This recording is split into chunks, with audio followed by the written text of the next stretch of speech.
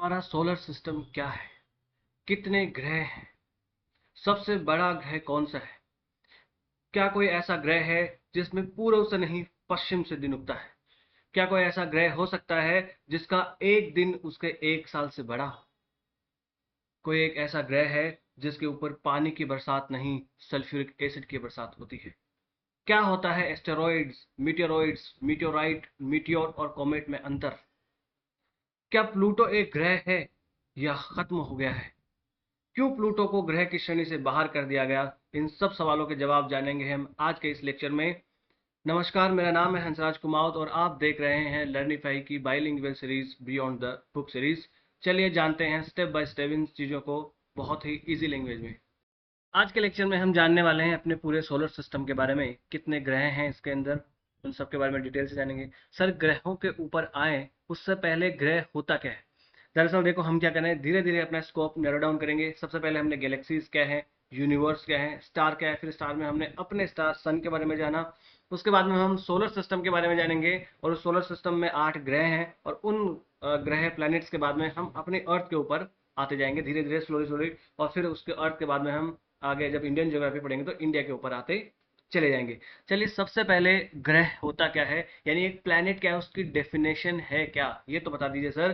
तो कोई भी सेलेस्टियल बॉडी जो कि एक इलिप्टिकल पाथ में सन के अराउंड, यानी सन तो हमारा स्टार है, यानी किसी स्टार के अराउंड ऑर्बिट करता हो तो उसे हम क्या कहेंगे? उसे हम कह सकते हैं एक प्लैनेट। यानी कोई भी ऐसी हम कह सकते हैं कि खगोलीय पिंड जो किसी तारे के आसपास दीर्घ वर्ताकार ऑर्बिट में अगर वो कक्षा में परिक्रमा करता है तो उसे हम ग्रह कह देते हैं। पर यही डेफिनेशन जो है, इतनी सी डेफिनेशन काफी नहीं है, ये तो एक जनरलाइज डेफिनेशन हुई। और कुछ तीन जो है हम कह सकते हैं कि शर्तें होती हैं किसी भी ग्रह को ग्रह बनने के लिए। वो तीनों शर्तें हम लास्ट में देखेंगे जब प्लूटो के बारे में जानकारी हासिल करेंगे तभी। अभी अगर कभी आपको डेफिनेशन लिखना है तो आप ये लिख सकते हैं कि celestial body moving an electrical orbit around a star is known as a planet. याद रखना, प्लैनेट की कोई अपना लाइट, अपना हीट नहीं होता है। वो अपना लाइट और अपना हीट और अपनी एनर्जी के लिए किस पे डिपेंड करता है? किसी स्टार के ऊपर डिपेंड करता है। फॉर एग्जाम्पल, सन एक स्टार है और अर्थ जो है एक प्लेनेट है। अर्थ के ऊपर अपना कोई लाइट, अपनी कोई हीट और अपना कोई एनर्जी नहीं है। उसको हीट और लाइट और एनर्जी कहाँ से मिलती है? सन से मिलती है। चलिए, तो ये इसकी डेफिनेशन हो गई। अब हम देखें तो हमारा जो सौर मंडल है, हमारा जो सोलर सिस्टम है, उस सोलर सिस्टम में मेनली 8 प्लैनेट्स हैं। 8 प्लैनेट्स आप देख सकते हैं। मर्क्यूरी, आपको ये पूरा का पूरा सीक्वेंस आपको याद रखना है। सन से डिस्टेंस के बेस पे आपको ये पूरा सीक्वेंस याद रखना है। सबसे पहले आता है मर्क्यूरी, है ना, जिसको हिंदी में कहते हैं बुध। हिंदी वाले भी देखते चलो। विनस मतलब शुक्र, ये अपनी पृथ्वी हो गई है। मार्स मतलब मंगल। और ये एस्टेरॉइड जिसको कहते हैं क्षुद्र ग्रह बेल्ट, क्या कहते हैं?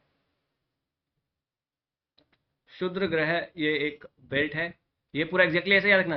फिर जुपिटर है तो बृहस्पति, ये है शनि, ये अरुण और वरुण, हिंदी में इसको अरुण कहते हैं, और ये है वरुण। और इसके आगे देखो, ये अपना प्लूटो, ये प्लूटो है किस कुइपर बेल्ट में? ये जो कुइपर बेल्ट है इसके अंदर प्लूटो। और इसके आगे भी ब्रह्मांड में होता है ऊट्स क्लाउड। मैं आगे आपको बताऊंगा ऊट्स क्लाउड क्या है। तो सीक्वेंस याद रखनी है एग्जैक्टली ऐसे की ऐसी।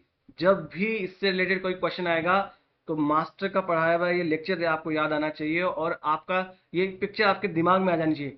जिस तरीके से नागिन फोटो ले लेती है ना, जो नाग को मारता है उसकी कैप्चर कर लेती है, हालांकि मूवीज में होता है, पर वैसे ही आपको भी कैप्चर कर लेना है ये। डिस्टेंस पे याद रखना, मरकरी, वीनस, अर्थ, मार्स। उसके बाद में सीधा जुपिटर पे नहीं आ जाना, एस्टेरॉइड बेल्ट। उसके बाद में क्या है? Asteroid belt. उसके बाद में Jupiter, Saturn, Uranus, Neptune, Kuiper belt, Oort's cloud. Kuiper belt, Oort's cloud. और उसी कुइपर बेल्ट में क्या है? हमारा ग्रह प्लूटो, जिसको हम क्या कहते हैं कि बोना ग्रह कहते हैं, द्वाफ प्लैनेट जो है उसे कहते हैं। तो कितने हमारे प्लैनेट्स हो गए अभी? 4 ये हैं और 4 ये बड़े वाले हैं। 4 कौन से हैं ये? इस एस्टेरॉइड बेल्ट, क्षुद्र ग्रह बेल्ट के इस तरफ सन की साइड जो है वो 4 है। और इस क्षुद्र ग्रह बेल्ट के आगे और 4 ग्रह हैं। वो है अपनी जुपिटर, सैटर्न, यूरेनस और नेपच्यून। माफ करना, बाहर की तरफ कोई तो चल रहा है, कुछ काम धाम नहीं चलता रहता है इधर इंडिया में, थोड़ा सा बेर करना आप। चलिए, तो हम इसके ऊपर अपना आ जाते हैं, अभी खत्म हो जाएगा ये 2 मिनट। चलिए, तो ये जो प्लैनेट्स हैं इन प्लैनेट्स को आंतरिक ग्रह और बाह्य ग्रह के नाम से जानते हैं। सर आंतरिक ग्रह कौन सा, ऐसा समझाने से रटने से समझ में नहीं आएगा। यहाँ देखो, ये जो चार ग्रह हैं, यानी इस एस्टेरॉयड बेल्ट के सन की तरफ जो चार ग्रह हैं, मर्क्यूरी, वीनस, अर्थ और मार्स, इनको कहते हैं कौन से, आंतरिक ग्रह, इंटरनल ये प्लैनेट्स हैं, है ना। इनको टेरेस्ट्रियल प्लैनेट यानी पार्थिव ग्रह भी कहते हैं। और ये जो चारों प्लैनेट है इस जुपिटर बेल्ट के उस साइड में, यानी जुपिटर बेल्ट के आगे, तो जुपिटर सॉरी एस्टेरॉयड बेल्ट के आगे जुपिटर, सैटर्न, यूरेनस और नेपच्यून, इन चारों को कहते हैं हम जोवियन प्लैनेट्स, या इसमें बाहरी प्लैनेट्स, आउटर प्लैनेट्स भी इनको कहते हैं। अब समझते हैं यहाँ पर, देखो जो आंतरिक ग्रह है, पार्थिव ग्रह, जिनको टेरेस्ट्रियल या इनर सर्कल प्लैनेट्स भी कहते हैं। इनर क्योंकि ये इस क्षुद्र ग्रह से अंदर की तरफ है। टेरेस्ट्रियल प्लैनेट क्यों कहते हैं, क्योंकि इनकी जो कैरेक्टरिस्टिक्स है ना, वो अर्थ लाइक कैरेक्टरिस्टिक्स है ना, ये रॉकी बॉडीज से बने हुए हैं, तो अर्थ लाइक कैरेक्टरिस्टिक्स इनके, इसलिए इनको टेरेस्ट्रियल प्लैनेट्स या पार्थिव ग्रह भी इनको कह देते हैं, जिसमें मरकरी है, वीनस है, अर्थ है और मार्स है। यहाँ पर आप समझ सकते हैं मरकरी, वीनस, अर्थ और मार्स, इस डायग्राम से जो है आपको अच्छे से समझ में आएगा। ठीक है, ये डेंसर बॉडीज से बने हुए हैं, यानी अगर हम बात करें तो ये स्मॉलर है, यानी जितने भी अगर हम ग्रह, हमारे 8 ग्रह उसमें से देखें तो ये वाले आंतरिक ग्रह छोटे हैं। जो बाह्य ग्रह है ना, बाहरी वाले जो आउटर प्लैनेट्स है वो बड़े प्लैनेट्स है, ये वाले छोटे प्लैनेट्स है। साथ ही साथ ये डेंसर है, इनकी डेंसिटी ज्यादा है। आउटर प्लैनेट्स बड़े हैं पर उनकी डेंसिटी कम है, क्योंकि वो गैसियन प्लैनेट्स हैं, है ना, गैस जाइंट्स हैं। पर ये वाले डेंस हैं, अर्थ लाइक रॉक से बने हुए हैं। वो आउटर प्लैनेट्स रॉक से बने हुए नहीं है ना, वो गैसेस से बने हुए हैं। वो लार्जली इनमें रिफ्रैक्टरी मिनरल्स होते हैं, जैसे सिलिकेट है क्रस्ट में, मेंटल में, और मेटल जैसे आयरन और निकल की इनकी कोर बनी हुई है। तो आयरन और निकल और सिलिका, इन मैग्नीशिया, इन सबसे मिलकर ये बने हुए हैं, तो ये डेंसर है। और अगर मैं आपको पूछूं कि सबसे डेंसर प्लैनेट पूरे सोलर सिस्टम का कौन सा है, तो अर्थ। अर्थ जो है वो मोस्ट डेंस प्लैनेट है पूरे अर्थ का। और मैं आगे बताऊंगा आगे अभी कि सबसे कम डेंसिटी कौन से प्लैनेट की है ना, अभी अभी आगे बताऊंगा। चलिए, दूसरे टाइप के प्लैनेट्स हैं वह जोवियन प्लैनेट्स, उनको कहते हैं। जोवियन क्यों, क्योंकि जुपिटर लाइक इनकी कैरेक्टरिस्टिक्स है। जोवियन क्यों, क्योंकि जुपिटर लाइक इनकी कैरेक्टरिस्टिक्स है। जुपिटर लाइक मतलब जुपिटर जैसे गैसियस है ना, तो ये सब भी गैस के बने हुए हैं, है ना, तो इनको गैस जाइंट्स कहते हैं। क्या कहते हैं इनको, गैस जाइंट्स कहते हैं इनको। ठीक है, तो जोवियन क्यों कहा, क्योंकि जुपिटर लाइक कैरेक्टरिस्टिक्स है। इधर वालों को टेरेस्ट्रियल क्यों, क्योंकि इनकी अर्थ लाइक कैरेक्टरिस्टिक्स है। समझे, बिल्कुल सर समझ गए हैं। जैसे इसमें कौन से आएंगे, जुपिटर, सैटर्न, यूरेनस और नेपच्यून, चार ग्रह। देखो, जुपिटर, सैटर्न, यूरेनस और नेपच्यून, ये चार ग्रह इसके अंदर आएंगे। समझ गए कि ये चार ग्रह कौन से इसके अंदर आएंगे। ठीक है सर, समझ गए, बिल्कुल समझ गए। इधर आते हैं, और यहाँ पर ये इनकी डेंसिटी कम है। देखो, इनकी डेंसिटी क्या है, कम है। आउटर प्लैनेट्स की डेंसिटी इनर प्लैनेट से तो कम है, क्योंकि वो गैस के बने हुए हैं। पर याद रखना, उनका एटमॉस्फेयर बहुत थिक है, क्योंकि बड़े बहुत है ना, बड़े बहुत है तो उनका एटमॉस्फेयर बहुत थिक है। और मेनली उनका जो एटमॉस्फेयर है वो हाइड्रोजन और हीलियम से बना हुआ है। किससे बना हुआ है, हाइड्रोजन और हीलियम से बना हुआ है जो आउटर प्लैनेट्स है उनका एटमॉस्फेयर। जैसे अर्थ का एटमॉस्फेयर किससे बना, 78% तो नाइट्रोजन है ना, इसमें थोड़ी ज्यादा हाइड्रोजन और हीलियम है। हाइड्रोजन और हीलियम कौन से में है, आउटर प्लैनेट्स में ज्यादा हाइड्रोजन और हीलियम है। चलिए, यहाँ पर एक एस्ट्रो बाउंड्री भी आपको दिखेगी, क्षुद्र ग्रह सीमा जो है आपको दिखती है। ये कहाँ दिखती है, तो ये एग्जैक्टली आपको याद होना कौन से ग्रह के बीच में, मार्स और जुपिटर के बीच में। कहाँ पर है, इधर मार्स है और इधर जुपिटर है, तो मार्स और जुपिटर के बीच में कौन सा है, एस्टेरॉयड बेल्ट। दरअसल आपको ये कौन से प्लैनेट के बीच में ये याद रखने की जरूरत ही नहीं पड़ेगी, अगर आपने ये पूरी पिक्चर जो है वो क्लिक अपने दिमाग में कर लिए। देखो, होता क्या है कि सिर्फ पिक्चर दिखाने से आपके दिमाग में आज बातें आती नहीं है। तो कैसे आएगी सर, मैं बताऊंगा कैसे आती है। ऑफलाइन पढ़ाते पढ़ाते मुझे एक चीज तो पता ही लगी है कि कुछ भी जो चीजें होती है ना, वो चीजें दरअसल अगर मैं आपको यहाँ बना के बताऊं तो वो चीजें आपको ज्यादा अच्छे से समझ में आती है। सबसे पहले देखो, रेड से हम बनाते हैं, आराम आराम से पढ़ेंगे। ये अपना है सन, क्या है ये सन है। सन के बाद में सबसे पहले जो आपको प्लैनेट यहाँ पर दिखाई देगा, उस प्लैनेट का नाम है मर्क्यूरी। क्या नाम है, उस प्लैनेट का नाम है मर्क्यूरी। लो जी, मर्क्यूरी हो गया। मर्क्यूरी के बाद में यहाँ पर जो प्लैनेट आता है उसका नाम है शुक्र। क्या नाम है उसका, वीनस। क्या नाम है, वीनस। वीनस के बाद में अपना ब्लू प्लैनेट जो है वो आता है अर्थ। ठीक है, और अर्थ के बाद में रेड प्लैनेट आता है जिसको क्या कहते हैं, मार्स। और उसके बाद में क्या आता है सर, याद रखना, सीधा ही जुपिटर पे नहीं आ जाना है आपको। इसके बाद में यहाँ पर एक बेल्ट मिलता है, जिस बेल्ट को कहते हैं एस्टेरॉयड बेल्ट। क्या कहेंगे हम? इस बेल्ट को कहेंगे asteroid belt. Asteroid belt. Sir ये एस्टेरॉयड होता क्या है सब बताऊंगा, शांता रखा। उसके बाद में बड़ा सा एक प्लैनेट आता है हमारा जिसको कहते हैं जुपिटर। देखो आउटर प्लैनेट्स है ना, ये वाले चारों प्लैनेट्स कौन से प्लैनेट हो गए? ये है इनर, या इनको कहते हैं टेरेस्ट्रियल, या हिंदी में कहते हो पार्थिव। पार्थिव प्लैनेट इनको कहते हैं क्योंकि अर्थ लाइक कैरेक्टरिस्टिक्स है, अर्थ पृथ्वी के जैसे हैं। और ये वाले प्लैनेट है ना, ये प्लैनेट ठोस है, समझ रहे हो? सॉलिड प्लैनेट्स हैं, रॉक्स हैं, इनके सरफेस पे आप उतर सकते हो। पर ये वाले जो है ना, ये ठोस नहीं है। हालांकि इनकी कोर जो है वो बनी हुई है निकिल और इन सबकी, पर आउटर इनका कोई सरफेस नहीं है जिसके ऊपर आप उतर सकते हो, सीधा कोर में जाके गिरोगे आप। ठीक है। जुपिटर। जुपिटर के बाद में एक और प्लैनेट आता है जो इससे छोटा है, और वो प्लैनेट है सैटर्न। सैटर्न। सैटर्न के बाद में प्लैनेट आता है अपना यूरेनस। और यूरेनस के बाद में जो प्लैनेट आता है उसका नाम है नेपच्यून। ये लो जी नेपच्यून। और नेपच्यून के बाद में क्या आता है सर? नेपच्यून के बाद में खत्म नहीं हो जाना है, नेपच्यून के बाद में आता है अपना कुइपर बेल्ट। क्या आता है सर? Kuiper belt. ये सब याद रखना आपको, एग्जैक्टली ऐसा का ऐसा ही। क्या आता है सर? यहाँ लिखता हूँ, कुइपर बेल्ट। और जो अपना प्लूटो है ना, वो प्लूटो अपना इसी कुइपर बेल्ट में ही है। प्लूटो जो है ना, प्लूटो इसी कुइपर बेल्ट में है। और इस कुइपर बेल्ट के आगे सर क्या है हमारे सोलर सिस्टम में? क्या इसके आगे भी कुछ है? बिल्कुल, इसके आगे भी है। इसके आगे जो आपको रॉकी बॉडीज और मिलेगी उसको कहते हैं ऊर्ट क्लाउड। क्या कहते हैं? ऊर्ट क्लाउड कहते हैं, क्योंकि इतनी दूर तक बहुत ज्यादा सनरेज तो जाती नहीं है, तो वो रॉकी बॉडीज, और हम कह सकते हैं मेनली वो आइस की बनी हुई है, तो वो है ऊर्ट। ORRT। ऊंट वाला नहीं, ऊंट क्लाउड नहीं है ये, ऊर्ट क्लाउड है। Oort cloud. क्लाउड है पर इसका मतलब ये नहीं कि वो जो नॉर्मल बादल है वैसे बादल बने हुए हैं। तो समझ गए? आप क्या कहेंगे? मरकरी, वीनस, वीनस के बाद में अर्थ और मार्स, ये क्या है? Inner planets. लो जी सर समझ गए। या पार्थिव ग्रह भी इनको कहते हैं, टेरेस्ट्रियल प्लैनेट्स, क्योंकि अर्थ लाइक है। उसके बाद में एस्टेरॉयड बेल्ट। एस्टेरॉयड बेल्ट के बाद में चार बड़े बड़े प्लैनेट्स, जुपिटर, सैटर्न, यूरेनस और नेपच्यून। और ये जो चार बड़े बड़े प्लैनेट हैं ये गैसेस हैं, यानी इनकी कोर तो है ठोस, सॉरी कोर तो जो है इनकी लिक्विड है, पर इनकी कोई हम कहते हैं कि इनका कोई सरफेस नहीं है जिसके ऊपर आप जाके उतर सको, पैर रख सको। आप जाओगे सीधा कोर में गिरोगे इनकी, समझ रहे हो? पर और ये बड़े हैं, इनका एटमॉस्फेयर भी बहुत थिक है, क्योंकि बड़े प्लैनेट्स एटमॉस्फेयर को रोक के रख लेते हैं। उसके बाद में आता है कुइपर बेल्ट, और कुइपर बेल्ट में याद रखना है अपना प्लूटो। और उसके आगे आता है ऊर्ट्स बेल्ट, ऊर्ट्स क्लाउड। अब आपको समझ में आ गया सारी चीजें, यहाँ पर भी देख सकते हैं। अब समझ में आया? इससे भी समझ में नहीं आया तो फिर आपसे गधा तो कोई इंसान हो नहीं सकता जीवन में। चलिए जी, अब हम आ जाते हैं यहाँ पर अपने। तो एस्टेरॉयड बेल्ट आप समझ गए कहाँ पर है? एस्टेरॉयड बेल्ट है between Mars and the Jupiter. यहाँ समझो, मार्स और जुपिटर के बीच में एस्टेरॉयड बेल्ट है। चलिए जी, acting as a physical divide between terrestrial and the Jovian zones. तो देखो ये क्या है? एक डिवाइडर है, ये टेरेस्ट्रियल प्लैनेट्स और ये जोवियन प्लैनेट के बीच में क्या है? ये एक डिवाइडर के जैसे काम करता है।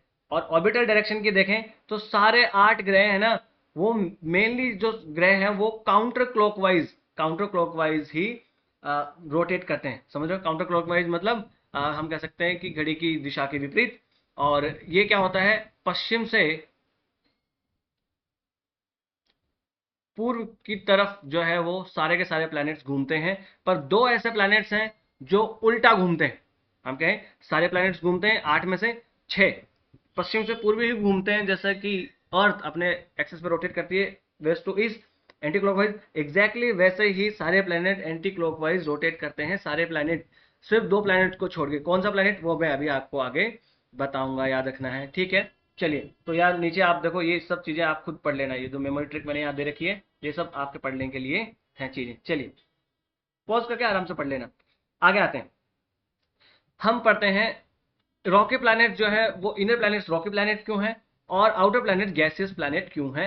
इसके पीछे अगर कॉजेस पूछा जाए, रीजन पूछा जाए, जैसे आपने इनर प्लैनेट्स बताया जो सन के पास में है वो तो रॉकी क्यों है, और जो आउटर प्लैनेट्स हैं जो सन से दूर है, क्षुद्र ग्रह सीमा जो बेल्ट है अपनी एस्टेरॉयड बेल्ट उसके जो बाहर है, वो प्लैनेट गैसेस प्लैनेट क्यों है, ऐसा क्यों हुआ? सबसे पहले तो रीजन जो है वो सूर्य से निकटता, सोलर विसिनिटी और टेम्परेचर जो है मेन कॉज यहाँ पर आता है। देखो ये टेरेस्ट्रियल प्लैनेट है वो सन के एकदम पास में फॉर्म हुए, इसलिए इसके पास में ज्यादा हीट था।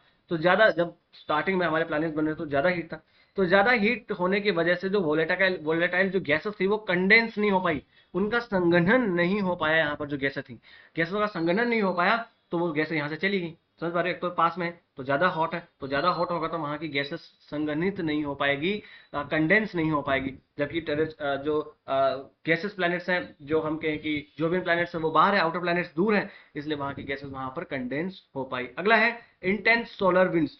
ये जो हमारे इनर प्लैनेट्स हैं वहाँ पर बहुत ज़्यादा intense solar winds. Solar winds क्या है, मैंने ऑलरेडी सन वाले टॉपिक में पढ़ा दिया है आपको। तो सोलर विंड्स यहाँ से जो निकलती है, जो रेडिएशन निकलता है, तो वो ज़्यादा होता है जो नियर बाई प्लैनेट्स हैं, इनर प्लैनेट्स हैं। जब सन छोटा इन्फेंट था, यानी कि अभी तो स्टेबल कंडीशन में, पर वो इन्फेंट जब था तो इंटेंस सोलर विंड्स, अभी भी सोलर विंड्स तो निकलती ही है। हुआ क्या है, इन सोलर विंड्स की वजह से यहाँ की गैसेस जो है वो उड़ गई, यहाँ से वैनिश हो गई। जबकि आउटर प्लैनेट्स जो है वो दूर है, इसलिए वहां पर सोलर विंड्स कम पहुंच पाते। दूसरा रीजन ये है। तीसरा रीजन है कम गुरुत्वाकर्षण, या हम कहेंगे ग्रेविटेशनल होल्ड कम है। इनर प्लैनेट जो है उनका ग्रेविटेशनल होल्ड कम, भाई छोटा प्लैनेट तो कम ग्रेविटी। याद रखना, जितनी बड़ी सेलेस्टियल बॉडी होगी उसका उतना बड़ा गुरुत्वाकर्षण होगा, या उतना उसका ग्रेविटेशनल पुल होगा। याद रखना, जो छोटी उसका कम, जो बड़ी उसका ज्यादा। तो इनर प्लैनेट छोटे हैं तो उनका ग्रेविटेशनल पुल कम है, इसलिए जो बाहर गैसें उड़ के जा रही थी उनको वो रोक के नहीं रख पाई। क्यों? क्योंकि ग्रेविटी कम है। जबकि आउटर प्लैनेट्स बड़े हैं तो उनकी ग्रेविटी ज्यादा है, इसलिए जो बाहर जा रही थी गैसें, उनको कहाँ जा रही है, रुक रुक वापस आ। तो उन्होंने अपनी वो जो गैसें बाहर जा रही थी उनके एटमोस्फेयर से, वो खींच के वापस ले आए। समझ पा रहे हो? इसलिए भी एक रीजन है। अगला है जोवियन ग्रहों का गैस संरक्षण। देखो, ये जोवियन रिटेंशन का क्या मतलब हुआ, वही जो मैंने बताया। सोलर विंड जो है वहां पर वीक है, ग्रेविटी उनकी हाई है, इसलिए जो गैसें उनके एटमॉस्फेयर से बाहर जाने वाली थी उनको उन्होंने खींच के अपनी ग्रेविटी से रोक के अपने पास रख लिया। तो आज भी उनके पास जो लाइटर गैसेज हैं, हाइड्रोजन और हीलियम, वो आज भी उनके एटमॉस्फेयर में, पर जो टेरेस्ट्रियल प्लैनेट है उनके एटमॉस्फेयर में नहीं है, क्योंकि वो यहाँ से एस्केप कर गई, क्योंकि उनकी ग्रेविटी कम थी और सन के पास में थे, इसलिए सोलर विंड्स यहाँ पर ज्यादा इंटेंस हुआ करती थी। समझे? अब समझ गए होंगे आपकी रॉकी, जो इनर प्लैनेट्स है वो रॉकी क्यों है और आउटर प्लैनेट्स गैसियस क्यों है। ये सीधा सीधा क्वेश्चन आपके बन सकता है, आराम से मेंस में क्वेश्चन बनाया जा सकता है। यार अरोरा से इतना बड़ा 15 मार्कर क्वेश्चन बन गया, यहाँ से नहीं बन सकता। आप कहोगे सर इसको तो बच्चा भी लिख देगा, ऐसा कुछ कोई नहीं लिख पाता है। जो स्ट्रक्चर्ड आंसर लिखेगा उसी को जो है वो नंबर मिलते हैं, ऐसा नहीं। और क्या आपने वो क्वेश्चन जो मैंने पिछले सन वाले में दिया था, अरोरा और बोरेलिस और ऑस्ट्रेलिस वाला क्वेश्चन आपने सॉल्व किया? कर लो भाई। आप अगर आपको सीरियसली पढ़ाई करनी है तो वो करना पड़ेगा। मैं ज्योग्राफी की अपनी गारंटी देके दे रहा हूँ, कोई क्वेश्चन बाहर नहीं जाएगा अगर जो मैं बोल रहा हूँ उतना आप करते जाओगे तो। आप डालो, टेलीग्राम चैनल की लिंक दो है वो दे रखी है, इंस्टाग्राम पे भी आप मुझे फॉलो कर सकते हैं, पेज है अपना। आप इंस्टा पे डालो, आप टेलीग्राम पे डालो, आप कमेंट बॉक्स में डालो, आप आंसर लिख के अगर मुझे दे देते हैं, मैं चेक करके देने की जिम्मेदारी मेरी है। और क्या चाहिए आपको, फ्री में सब इतना कुछ दे रहा हूँ। चलिए अगले, अब जो है हम वन बाय वन करके जो प्लैनेट्स हैं उनके बारे में पढ़ना शुरू करते हैं। सबसे पहले हम पढ़ते हैं मरकरी और विनस के बारे में। ये मरकरी और विनस, मरकरी के बारे में सबसे पहले हम जाने तो मरकरी के पास अपना कोई एटमॉस्फेयर नहीं है। सर कहाँ गया एटमॉस्फेयर? मरकरी दरअसल सन के इतना पास में है कि यहाँ पर एटमॉस्फेयर हो ही नहीं सकता, क्योंकि इसका जो भी एटमॉस्फेयर है उसको खींच लेगा कौन? मरकरी ही खींच लेगा, सॉरी सन खींच लेगा, क्योंकि उसका ग्रेविटेशनल पुल इसके ऊपर ज्यादा लग रहा है। तो यहाँ पर कोई एटमॉस्फेयर नहीं है। अगर किसी प्लेनेट के ऊपर एटमॉस्फेयर नहीं हो तो सर क्या होगा? वही होगा जो सर्दियों में आपके ऊपर कंबल ना उठाने से होगा। क्या? दिन में तो इतनी गर्मी हो जाएगी कि आग लगेगी, फायर बॉल बन जाएगा, और रात में इतनी ठंड हो जाएगी कि स्नोबॉल बन जाएगा। तो क्या ऐसी जगह पे कोई कोई प्राणी रह सकता है, कोई जीव रह सकता है? नहीं रह सकता भाई। दिन में क्या इतना बड़ा टेम्परेचर डिफरेंस कोई जीव सहन कर सकता है? नहीं कर सकता। हम इंसान भी 5 से 10 डिग्री का ही सहन कर सकते हैं, इससे ज्यादा का सहन नहीं कर पाएंगे हम। अगर इससे ज्यादा का डिफरेंस आने आने लगे, अब आप कहोगे सर गर्मियों में तो इतना हो जाता है, सर्दियों में कम हो जाता है तो सहन कर लेते हैं। ऐसा नहीं। सर्दियों में 5 डिग्री होता है, हमें इसको हजारों साल लगे हैं इसके लिए हमें तैयार होने में। अगर सर्दियों में 5 डिग्री जगह -10 डिग्री चला जाएगा ना, मर जाएंगे आधे लोग। समझ पा रहे हैं? तो ये वाला है। तो यहाँ पर कोई रह नहीं पाएगा, क्योंकि कोई एटमॉस्फेयर नहीं है, इसलिए यहाँ पर एक्सट्रीम डायरनल टेम्परेचर होता है। यानी अगर देखूं, बताओ आपको, तो दिन का टेम्परेचर पहुंच जाएगा 427 डिग्री सेल्सियस, और रात में वही -173 डिग्री सेल्सियस। क्यों? क्योंकि इसका कोई एटमॉस्फेयर नहीं है। भाई अपनी अर्थ जो है, अपनी जो अर्थ है, उस अर्थ का भी एक एटमॉस्फेयर है, और ये जो एटमॉस्फेयर है दिन में एडिशनल जो इंसुलेशन है उसको आने से रोकता है, और रात में एस्केप करते हुए जो हीट है उसको रोक लेता है। तो ये एक कंबल ब्लैंकेट के जैसे काम करता है। सर्दियों में जब आप सोते हैं तो आपको पता है कि कंबल ओढ़ने से आपको ठंड क्यों नहीं लगती है? दरअसल आपकी बॉडी हीट जो है उसको एस्केप नहीं करने देती, वो बना के रखते हैं। कंबल को अगर आप इतना ऊपर अपने आप से रखेंगे ना, तो फिर आपको वो ठंड आपकी नहीं रुकेगी। समझ पा रहे हो? तो सेम एग्जैक्टली इसमें होता है। तो कोई एटमोसफेयर नहीं है, इसलिए डायरनल और जो डायरनल जो टेम्परेचर रेंज है उसकी बहुत ज़्यादा है। दिन में आग का गोला है, रात में ये बर्फ का गोला बन जाता है, समझो ऐसा। ये जियोलॉजिकली इनएक्टिव है। जियोलॉजिकली इनएक्टिव होने का मतलब क्या है? अब इसके इंटीरियर में और बहुत सारी चीजें प्रोसेस जो है वो नहीं हो रहा है, यानी यहाँ पर कोई वोल्केनिज्म नहीं हो रहा है, यहाँ पर कोई अर्थक्वेक्स नहीं आ रहे, एकदम शांत हो चुका है। सर क्या यहाँ पर कोई कोई स्पेस मिशन गया है? बिल्कुल। मैसेंजर जो स्पेस मिशन है वो भेजा गया था कहाँ पर? मरकरी के ऊपर। याद रखना, ऐसा मैच द फॉलोइंग करवाने आ सकता है कि मैसेंजर कौन से प्लेनेट से रिलेटेड था, है ना सर? जैसे एक तरफ कैसिनी हाइगेन्स देख सकते हैं, सैटर्न दे सकते हैं, एक तरफ जूनो दे सकते हैं, जुपिटर दे सकते हैं, मैसेंजर और मर्क्यूरी दे सकते हैं, ऐसा दे सकते हैं। तो फिर वो आपको मैच द फॉलोइंग करना पड़ेगा ऐसे। तो यहाँ पर मैसेंजर नहीं है, क्या कि पोलर वाटर यहाँ पर आइस, पोलर वाटर आइस जो है यहाँ पर देखी गई है। तो इसके जो पोलर एरियाज है वहां पर कुछ आइस यहाँ पर देखी गई है। चलिए, तो ये है मर्क्यूरी। मर्क्यूरी किस कहाँ पर है? मर्क्यूरी है सबसे पास में, सन के सबसे पास में है मर्क्यूरी। सीक्वेंस से हम पढ़ते चलेंगे ना, तो मर्क्यूरी। मर्क्यूरी के बाद में देखो, मर्क्यूरी से इतना याद रखना आपको काफी है, बाकी आपको मरने की जरूरत नहीं है। जो क्वेश्चन आएगा इसमें से बन जाएगा। अगला, इससे बाहर आया तो सर, तो बाबा जी का नाम लो और आगे बढ़ो, क्योंकि एक हद होती है ना पढ़ने की, कितना पढ़ सकते हैं हम। अगला है वीनस। वीनस जो है, इसकी बात करें तो वीनस ब्राइटेस्ट प्लैनेट है स्काई का। देखो, जो भी दो नंबरी होते हैं वो हमेशा उल्टा काम करते हैं, याद रखना। तो अपने सोलर सिस्टम में भी जो दो नंबरी है, यानी यहां से वीनस दो नंबरी है और यहां से यूरेनस, ये उल्टा काम करेंगे, याद रखना। जो बाकी के प्लैनेट्स करेंगे वो ये सब नहीं करेंगे। कैसे करेंगे सर, बताओ मुझे। बताते हैं, चलो देखो जी। वीनस की बात रखना, एक तो ये ब्राइटेस्ट प्लैनेट है पूरे नाइट, हम हमारे सोलर सिस्टम का बात करें, ये ब्राइटेस्ट ब्राइटेस्ट प्लैनेट है। अगला है, ये हॉटेस्ट प्लैनेट भी है। देखो, अगर हम देखें कायदे से, सबसे हॉटेस्ट प्लैनेट किसको होना चाहिए था? सर मरक्यूरी का होना चाहिए, क्योंकि मरक्यूरी सन के पास में है। पर मरक्यूरी जो है उसका कोई एटमॉस्फेयर नहीं है, इसलिए वो हीट रिटेन करके नहीं रख पाता है, इसलिए उसके पास वो सबसे ज्यादा गर्म नहीं है। सबसे ज्यादा गर्म प्लैनेट कौन सा है? हॉटेस्ट प्लैनेट कौन सा है? वीनस है। मतलब क्या है ना, देखो दो नंबर, ये दो नंबर उल्टा काम करेगा ना, इसको गर्म नहीं होना चाहिए था पर ये गर्म है। ऐसा क्यों है? ये क्यों गर्म है?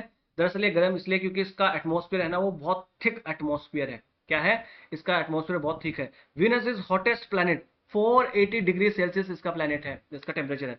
हॉटर देन मर्क्यूरी, मर्क्यूरी से भी ज्यादा ये हॉट है। ऐसा क्यों? क्योंकि इसका thick green house gas atmosphere है। इसका ग्रीन हाउस, इसका जो एटमॉस्फेयर है वो बहुत ज्यादा थिक है, और इसके एटमॉस्फेयर में 96% तो कार्बन डाइऑक्साइड ही है। और आपको पता है कि कार्बन डाइऑक्साइड एक ग्रीन हाउस गैस है, और ग्रीन हाउस गैस क्या करती है? हीट को बाहर नहीं जाने देती। अरे तभी तो अर्थ पे भी हमारे जा रहे हैं कि ग्लोबल वार्मिंग हो रही है, ग्लोबल वार्मिंग हो रही है क्योंकि कार्बन डाइऑक्साइड बढ़ रही है। क्यों? क्योंकि कार्बन डाइऑक्साइड अगर इंक्रीज हो गई हमारे अर्थ के एटमॉस्फेयर में, तो वो हीट को, जो हीट वापस बाहर चला जाता है, इसके हो जाता है, उसको रोक कर रख लेगी, तो फिर गर्म हो जाएगी ना, अर्थ जो है वो गर्म हो जाएगी। सेम एग्जैक्टली इसमें होता है। इसका तो 96% CO2 है मेरे भाई। अपने यहाँ तो 0 पॉइंट्स में 0.0 कुछ पॉइंट्स में कार्बन डाइऑक्साइड है अर्थ के ऊपर, तो यहाँ 96% है। तो ग्रीन हाउस गैस इफेक्ट के जैसे काम करता है। अब ये मत बोलना कि sir green house gas effect क्या होता है हमें नहीं पता। अगर नहीं पता तो आप कमेंट बॉक्स में मुझे बताना, फिर मैं आगे वाले लेक्चर्स में आपको पढ़ा दूंगा। चलिए, इसके ऊपर इसका एटमॉस्फेयर इतना थिक है कि प्रेशर देखें तो 92 टाइम्स ज्यादा है अर्थ का। अर्थ के ऊपर जितना प्रेशर लगता है ना, उसका 92 गुना, 92 टाइम्स ज्यादा इसके ऊपर प्रेशर है। यानी अगर आप गए ना इसके ऊपर तो पिचक जाओगे जाते ही, लिटरली आपको बता रहा हूँ, इतना प्रेशर इसके अंदर है। इसका प्रेशर इतना है कि आप 1 किलोमीटर समंदर के अंदर चले जाएंगे ना, उतना जितना वहां प्रेशर लगेगा उतना प्रेशर लगेगा यहाँ इसके, आप अगर सरफेस पे जाते हो तो वीनस के। समझ पा रहे हो? तो देखो उल्टा काम इसने क्या किया। एक तो सबसे पहले ये हॉटेस्ट है, इसको हॉटेस्ट नहीं होना चाहिए था, पर ये हॉटेस्ट है। अगला एक और उल्टा काम करता है। अच्छा, एक और चीज इसकी पहले वो देखते हैं। हाईएस्ट एल्बिडो है इसका पूरे सोलर सिस्टम में। एल्बिडो क्या होता है? एल्बिडो होता है कि रिफ्लेक्ट कितना कर देता है, जो सनराइज आती है उसको कितना रिफ्लेक्ट कर देता है, इस वाली कैपेसिटी को एल्बिडो कहते हैं। क्लाइमेटोलॉजी में और डिटेल से पढ़ेंगे। एल्बिडो अभी समझो कि सन से जो हमें हमें जो सनरेज मिल रही है उसका कितना परसेंट, या उसको उसकी जो रिफ्लेक्टिव कैपेसिटी वो क्या है, उस रिफ्लेक्टिव कैपेसिटी को ही हम क्या कहते हैं? एल्बिडो कहते हैं। तो ये सबसे ज्यादा रिफ्लेक्ट कर देता है। सबसे ज्यादा एल्बिडो किसका? इसी का है। क्यों? क्योंकि इसके ऊपर, इसके एटमॉस्फेयर में है सल्फ्यूरिक एसिड की क्लाउड्स। तो जो मैंने बताया था आपको कि ऐसा कोई ग्रह है जिसके ऊपर पानी की बारिश नहीं होती, सल्फ्यूरिक एसिड की होती है, वो यही ग्रह। शुक्र ऐसा ग्रह है, वीनस ऐसा प्लेनेट है जिसके ऊपर पानी की नहीं सल्फ्यूरिक एसिड की बारिश होती है। यानी अगर आप इसके ऊपर जाना चाहोगे ना, तो इसके सरफेस पे पहुंचने से पहले ही आप पूरा का पूरा एसिड में गल चुके होंगे मेरे भाई। तो वहां जाने की कोशिश कभी मत करना, सपने में कर सकते हैं, है ना। चलिए, तो ये याद रखना, सल्फ्यूरिक एसिड के क्लाउड्स उसके ऊपर है, डेंस एटमॉस्फेयर इसका है। तो दो उल्टे काम ये करता है। एक उल्टे काम तो क्या करता है, देखो ये हॉटेस्ट है, क्या इसको हॉटेस्ट होना चाहिए था क्या? नहीं, मरकरी को होना चाहिए था। अगला क्या है, सारे ग्रह, मैंने बोला सारे प्लेनेट रोटेट कैसे करते हैं, वेस्ट टू ईस्ट रोटेट करते हैं। ये उल्टा करेगा भाई, ये ईस्ट टू वेस्ट रोटेट करता है। कैसा करता है, ईस्ट टू वेस्ट ये रोटेट करता है। तो सारे ग्रह में दिन ईस्ट डायरेक्शन में उगता है, पर यहां पर वेस्ट में उगता है, समझ रहे हो। यानी शुक्र ही वो ग्रह है, वीनस ही वो ग्रह है, प्लैनेट है जिसके ऊपर दिन पश्चिम में उगता है और पूर्व में अंत होता है दिन का। यानी दिन कहाँ छिपेगा, पूर्व में छिपेगा, समझ रहे ना। तो कभी कहते हैं ना, कभी दिन पश्चिम से दिन निकलेगा, वो वीनस में निकलता है भाई साहब दिन पश्चिम से, समझ पा रहे हो। तो एक तो क्या है, एक तो ये सबसे हम कह सकते हैं हॉटेस्ट है, और दूसरा क्या है कि ये वेस्ट टू ईस्ट की बजाय ईस्ट टू वेस्ट रोटेट करता है, इसलिए यहाँ पर दिन। Sir east to west rotate करेगा तो वेस्ट में कैसे निकलेगा? देखो वेस्ट टू ईस्ट रोटेट करता है तो देखो यहाँ पर अपना सन है, और वेस्ट टू ईस्ट रोटेट कर रही है अगर कोई प्लैनेट, तो सबसे पहले ईस्ट वाला पार्ट सन के सामने है, फिर वेस्ट वाला पार्ट सामने आएगा ना, इसलिए ईस्ट में दिन पहले होता है। तो इसका एग्जैक्ट उल्टा कर देना यहाँ पर आप इसके अंदर। तो ये क्लॉकवाइज स्पिन करता है, सभी एंटी क्लॉकवाइज करते हैं, और ये क्लॉकवाइज रोटेट करता है, याद रखना। और एक उल्टा काम करता है। सर क्या काम करता है? यही वो प्लेनेट है वीनस जिसका एक दिन इसके एक साल से बड़ा है। अरे सर पागल बना रहे हैं, ऐसा कुछ हो सकता है? हमें क्या पागल मिलेगा? आपको मानो कि हम छोटे हैं पर पागल थोड़ी हैं। होता है भैया, रियल में होता है। सर ऐसा कैसा होता है? अच्छा आप मुझे बताओ, डे एंड नाइट कैसा होते हैं? तो आप कहोगे सर रोटेशन से। अर्थ के संदर्भ में सोच के देखो।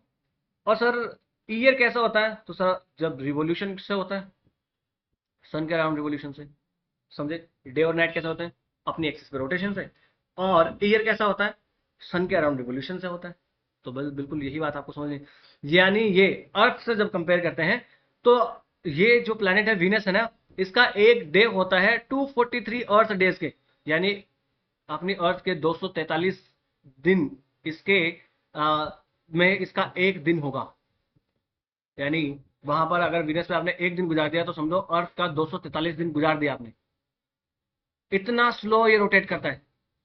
यानी अपनी एक्सिस में एक और पेक्यूलियर चीज याद रखना, ये अपनी एक्सिस पे सबसे स्लोएस्ट रोटेट करता है। ऐसा मर मर के घूमता है, वो भी वेस्ट इसको इसने ईस्ट टू वेस्ट घूमेगा, और वो भी क्लॉकवाइज घूमेगा। ये देखो फिर आगे ऐसा चलता रहता है। आप थोड़ा सा बेर करना। जबकि ये सूर्य के चारों तरफ सन के अराउंड ऑर्बिट कर लेता है 224 अर्थ डेज में। तो बताओ ईयर छोटा हुआ कि दिन? अरे सर ईयर छोटा हुआ, ईयर को देखो, ईयर को करने में सर 224 अर्थ डेज लग रहे हैं, जबकि डे और नाइट होने में इसको 243 अर्थ डेज लग रहे हैं। यानी इसका दिन लंबा होता, और इसका दिन पूरा होने से पहले तो इसका एक साल खत्म हो जाता है। समझ पा रहे हो। वीनस, तो वीनस से रिलेटेड क्या पेक्यूलियर चीज हुई? सर एक तो ये हॉटेस्ट नहीं होना चाहिए था, पर ये हॉटेस्ट है। अगला, ये क्लॉकवाइज रोटेट करता है, सारे एंटी क्लॉकवाइज करते हैं।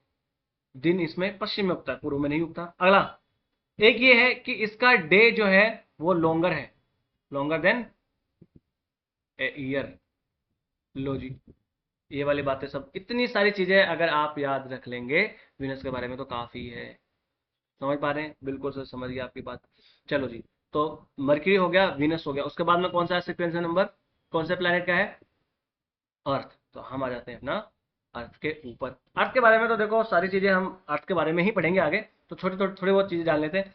सबसे पहले तो अर्थ के एटमॉस्फेयर की बात करें तो इसमें 78% नाइट्रोजन है, 21% अराउंड ऑक्सीजन है, बाकी और ऑर्गन और बाकी सारी गैसेस है, कार्बन डाइऑक्साइड और सारी चीजें वो 1% से भी कम है ना। तो सारी एक मैक्सिमम क्या है नाइट्रोजन, और फिर है ऑक्सीजन 21% के अराउंड। ये एकदम परफेक्टली बैलेंस है, यहाँ पर लाइफ पॉसिबल है। ये गोल्डीलॉक जोन में पड़ता है। किस में पड़ता है सर? ये गोल्डीलॉक जोन क्या होता है? यानी ऐसा परफेक्ट हैबिटेशन वाला एरिया, यानी सन से ये इतने डिस्टेंस में होंगे कि वहां पर लिक्विड वाटर और फ्रोजन वाटर पॉसिबल है, और लाइफ जहां पर पॉसिबल है उस जोन को कहते हैं गोल्डीलॉक जोन। तो अर्थ ऐसे गोल्डीलॉक जोन में पड़ता है ना, क्योंकि यहाँ पर लाइफ पॉसिबल है। चलिए जी, अर्थ का ऊपर एक अच्छा सा स्ट्रॉन्ग एटमॉस्फेयर है जो हमें बचाता है, जो हमें हमारे जो हीट है उसको कांस्टेंट बना के रखता है, टेम्परेचर को, ना बहुत ज़्यादा ना बहुत कम, है ना। रात में वो सन से जो सनरेज आती है, इंसोलेशन आता है, उसको जो सूर्य ताप आता है उसको एक कम सीमा तक के अंदर आने देता है, और रात को पूरा एस्केप ना हो जाए, रात को बर्फ का गोला ना बन जाए, इसलिए उसको बचा के भी रखता है, ब्लैंकेट के जैसे काम करता है। और जो एस्टेरॉइड और मीटियोरॉइड्स जो आते हैं अर्थ के ऊपर, उनसे भी हमें बचाता है। दरअसल मीजोस्फीयर में आकर वो जल जाते हैं, तो हमारा एटमॉस्फेयर ही हमें बचाता है। सोलर फ्लेयर से हमें बचाता है, मैग्नेटोस्फीयर हमारा बचाता है। आपको पता ही है, जब मैंने आपको बताया था अरोराज और जब होते हैं तो उसी वजह से होते हैं। चलिए जी सर, समझ गया आपका अर्थ के बारे में। मून के बारे में देखो, अब तक जो हमने प्लैनेट्स पढ़े, देखो देखो देखो यहाँ पर आते हैं, मरकरी और विनस। याद रखना इनका कोई मून नहीं है। मून होने का मतलब कोई सैटेलाइट, कोई नेचुरल सैटेलाइट इनका नहीं है। क्यों नहीं है? अरे भाई सन के इतना पास में है कि सन का ग्रेविटेशनल फोर्स ज्यादा लगेगा उसके ऊपर, तो वो सन इनके, अगर कोई मून होगा तो उसको खींच लेगा। पर याद रखना अर्थ का अपना एक मून है, अर्थ का एक नेचुरल सैटेलाइट है जिसको मून कहते हैं। हमने मून नाम दिया। वैसे मून, जब भी मैं मून यूज करूं तो उसको सैटेलाइट आप समझना कि सैटेलाइट की बात कर रहे हैं सर।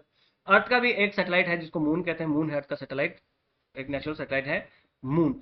सर ये मून बना कैसा था? तो मून बनने से रिलेटेड एक थियरी है, मून बनने से रिलेटेड एक थियरी जिसको कहते हैं the big splat. Big splat का मतलब क्या है? ऐसा कहते हैं कि 4.4 बिलियन ईयर्स पहले जब हमारा सोलर सिस्टम बन रहा था, उस टाइम पे क्या हुआ, अर्थ से एक मार्स के साइज की बॉडी आकर, मार्स के साइज का कोई प्लेनेट या मार्स के साइज का कोई सेलेस्टियल बॉडी आकर टकराया, और उस टकराने की वजह से अर्थ का कुछ पार्ट जो है अलग हो गया। जैसे देखो अर्थ से आकर टकराया तो अर्थ टूट गई यहाँ से, और अर्थ टूटने के बाद इसका कुछ पार्ट था वो अलग हो गया, और वो अलग हुआ पार्ट ये फाइनली जो है वो अर्थ के अराउंड जो है वो रोटेट करने लग गया, सॉरी रिवोल्यूशन ऑर्बिट करने लग गया, और वो मून बना है। यानी हमारा जो मून बना है वो हमारे अर्थ से ही बना है। एक थियरी इससे रिलेटेड दी जाती है। तो ये मून जो है वो बना कैसे, है ना। चलिए जी, मून जो है वो सन के अराउंड, हमारे अर्थ के अराउंड रोटेट करता है, और इसका ऑर्बिटल पीरियड जो है वो सिंक्रोनाइज है। सिंक्रोनाइज होने का मतलब क्या हुआ? टाइडल लॉकिंग, टाइडली लॉक है। टाइडली लॉक का मतलब क्या हुआ? ये जितने देर में अपने एक्सेस पर रोटेट करता है ना, उतने ही टाइम में रोटेट भी, रिवोल्यूशन भी कर लेता है अर्थ का। यानी जितने टाइम में ये अर्थ के अराउंड रिवोल्यूशन करेगा, ऑर्बिट करेगा, उतने ही टाइम में ये रोटेट भी कर जाता है। इसलिए हमेशा अर्थ से हमें हमें मून का सिर्फ एक ही पार्ट दिखाई देता है, क्योंकि जब वो दूसरा पार्ट दिखाई देने को आएगा तब तक वो रोटेट करके दूसरी तरफ चला जाएगा अर्थ के। तो एक जगह से हमें अर्थ के एक जगह से मून का एक ही पार्ट दिखाई देता है, दोनों पार्ट दिखाई नहीं देते हैं। एक चीज याद रखना, इसको कहते हैं टाइडली लॉक होना। यानी जब आपका रोटेशन पीरियड और आपका revolution period same, almost same होता है, तो उससे टाइडली लॉक कहते हैं। तो इस वजह से आपको एक ही पार्ट दिखाई देता है उस सेलेस्टियल बॉडी का। देखो यहाँ देखो, ये है टाइडली लॉक होना और ये है टाइडली लॉक नहीं होना। अब देखो इस टाइडली लॉक होने में क्या है, इस मून का जो स्माइली फेस है ना, हमेशा अर्थ की तरफ ही रहेगा। देखो दिख रहा है, हमेशा इसका ये स्माइली फेस अर्थ की तरफ ही रहेगा, क्योंकि जितने टाइम में ये रिवोल्यूशन करके आगे जाएगा उतने टाइम में ये रोटेट भी कर जाता है। और यहाँ पर देखो जो टाइडली लॉक नहीं होता उसका क्या है, ये स्माइली देखना, कभी इस तरफ आएगा, कभी ये स्माइली दूसरी तरफ चला जाता है। समझ पा रहे हो? तो आप टाइडली लॉक होने का मतलब अब इससे आराम से समझ गए होंगे जीआईएफ से। चलिए, अर्थ जो है उससे सन टाइडली लॉक्ड है। क्या है? टाइडली लॉक है। टाइडली लॉक होने का मतलब क्या हुआ? जब उसका ऑर्बिटल और ऑर्बिट और ऑर्बिटल पीरियड और रोटेशनल पीरियड सेम सेम होता है तो टाइडली लॉक होता है। यानी एक ही पार्ट हमें हमेशा मून का दिखाई देता है। चलिए, मून जो है वो अर्थ के लिए एक बहुत इंपॉर्टेंट, एक क्रिटिकल स्टेबलाइजर के जैसे काम करता है। यानी अगर मैं कह रहा हूँ अगर मून आज जहाँ है वहाँ मून नहीं हो, यानी मून हो ही नहीं, तो अर्थ अभी जो 23.5 डिग्री टिल्टेड है अपनी एक्सिस पे, वो 85 डिग्री तक टिल्ट हो सकती है, और अर्थ अपनी ऑर्बिट से भी बाहर जा सकती है। तो अर्थ को स्टेबलाइज करके रखता है मून, पकड़ के रखता है एकदम मून। ये अगर ऐसा नहीं हुआ तो मून अर्थ जो है वो अपनी एक्सिस पे इसका टिल्ट जो है वो 85 डिग्री तक हो जाएगा और ये ऑर्बिट से भी बाहर जा सकती है हमारी। और याद रखना जब मून बना था उस टाइम पे मून अर्थ के ज्यादा पास में था, इसलिए अर्थ के ऊपर दिन भी छोटे हुआ करते थे। 6 घंटे का दिन हुआ करता था। आज 12 घंटे का है ना, वैसे 6 घंटे का दिन हुआ करता था। पर जैसे जैसे ये दूर जाता गया दिन भी बड़े होते जाते हैं और मून अभी भी दूर जा रहा है। अब याद रखो, याद करो वो दिन जब मैंने आपको पढ़ाया था बिग बैंग और रेडशिफ्ट यूनिवर्स का एक्सपेंशन। तो देखो अर्थ से मून भी दूर जा रहा है, हर साल जा रहा है। देखो मून जो है वो 4 सेंटीमीटर दूर जा रहा है एक साल में, समझ रहे हो। और जब वो 4 सेंटीमीटर दूर जाता है तो 1.4 ये माइक्रो जो सेकेंड्स है वो 100 ईयर में, माइक्रो सेकेंड 100 ईयर में ये अर्थ का रोटेशन पीरियड कम हो जाता है। रोटेशन पीरियड का कम होगा वैसे अर्थ का दिन का जो टाइम है ड्यूरेशन इंक्रीज हो जाएगा। समझ पा रहे हो ऐसा क्यों होता है? ये एंगुलर मोमेंटम को बनाए रखने के लिए ऐसा होता है। जैसा अगर आपने वो आइस स्केटिंग वाला देखा होगा, जैसे वो आइस स्केटिंग करने वाली घूमती हैं वो लड़कियां, तो अगर वो बाहर हाथ कर लेंगी तो स्लो, और जैसे अंदर कर लेती है तो तेज तेज। यानी अगर पास में है तो आपको तेज तेज घूमना पड़ेगा, और अगर दूर है तो आपको स्लो भी घूम सकते हैं। समझ पा रहे हैं? तो जैसे जैसे अर्थ दूर जाएगी तो वैसे वैसे चांद भी जो है वो स्लो घूमने लग जाएगा अर्थ के अराउंड, और हमारा अर्थ भी जो है उसका रोटेशन पीरियड भी ज़्यादा हो जाएगा और दिन और लंबे लंबे लंबे लंबे होते जाएंगे और चांद दूर जाता ही जाएगा। देखो ये गोल्डीलॉक जोन, देखो सन के पास में बहुत ऐसा टू हॉट वाला एरिया है जहाँ पर नहीं रहा जा सकता, और इससे बाहर जो है वो टू कोल्ड है, बहुत ज़्यादा दूर, तो वहाँ भी नहीं रह सकते। तो कुछ ऐसे एरियाज पड़ते हैं जैसे अर्थ और मार्स वाला एरिया ऐसे जोन में पड़ता है जहाँ पर हैबिटेशन, ह्यूमन हैबिटेशन, या हम कहें कि कोई भी जीव का रहना संभव है, इसलिए उसको हम कहते हैं गोल्डीलॉक जोन। क्या कहते हैं उसको हम? गोल्डीलॉक जोन उसको हम कहते हैं। चलिए टेक सेकेंड गाइस।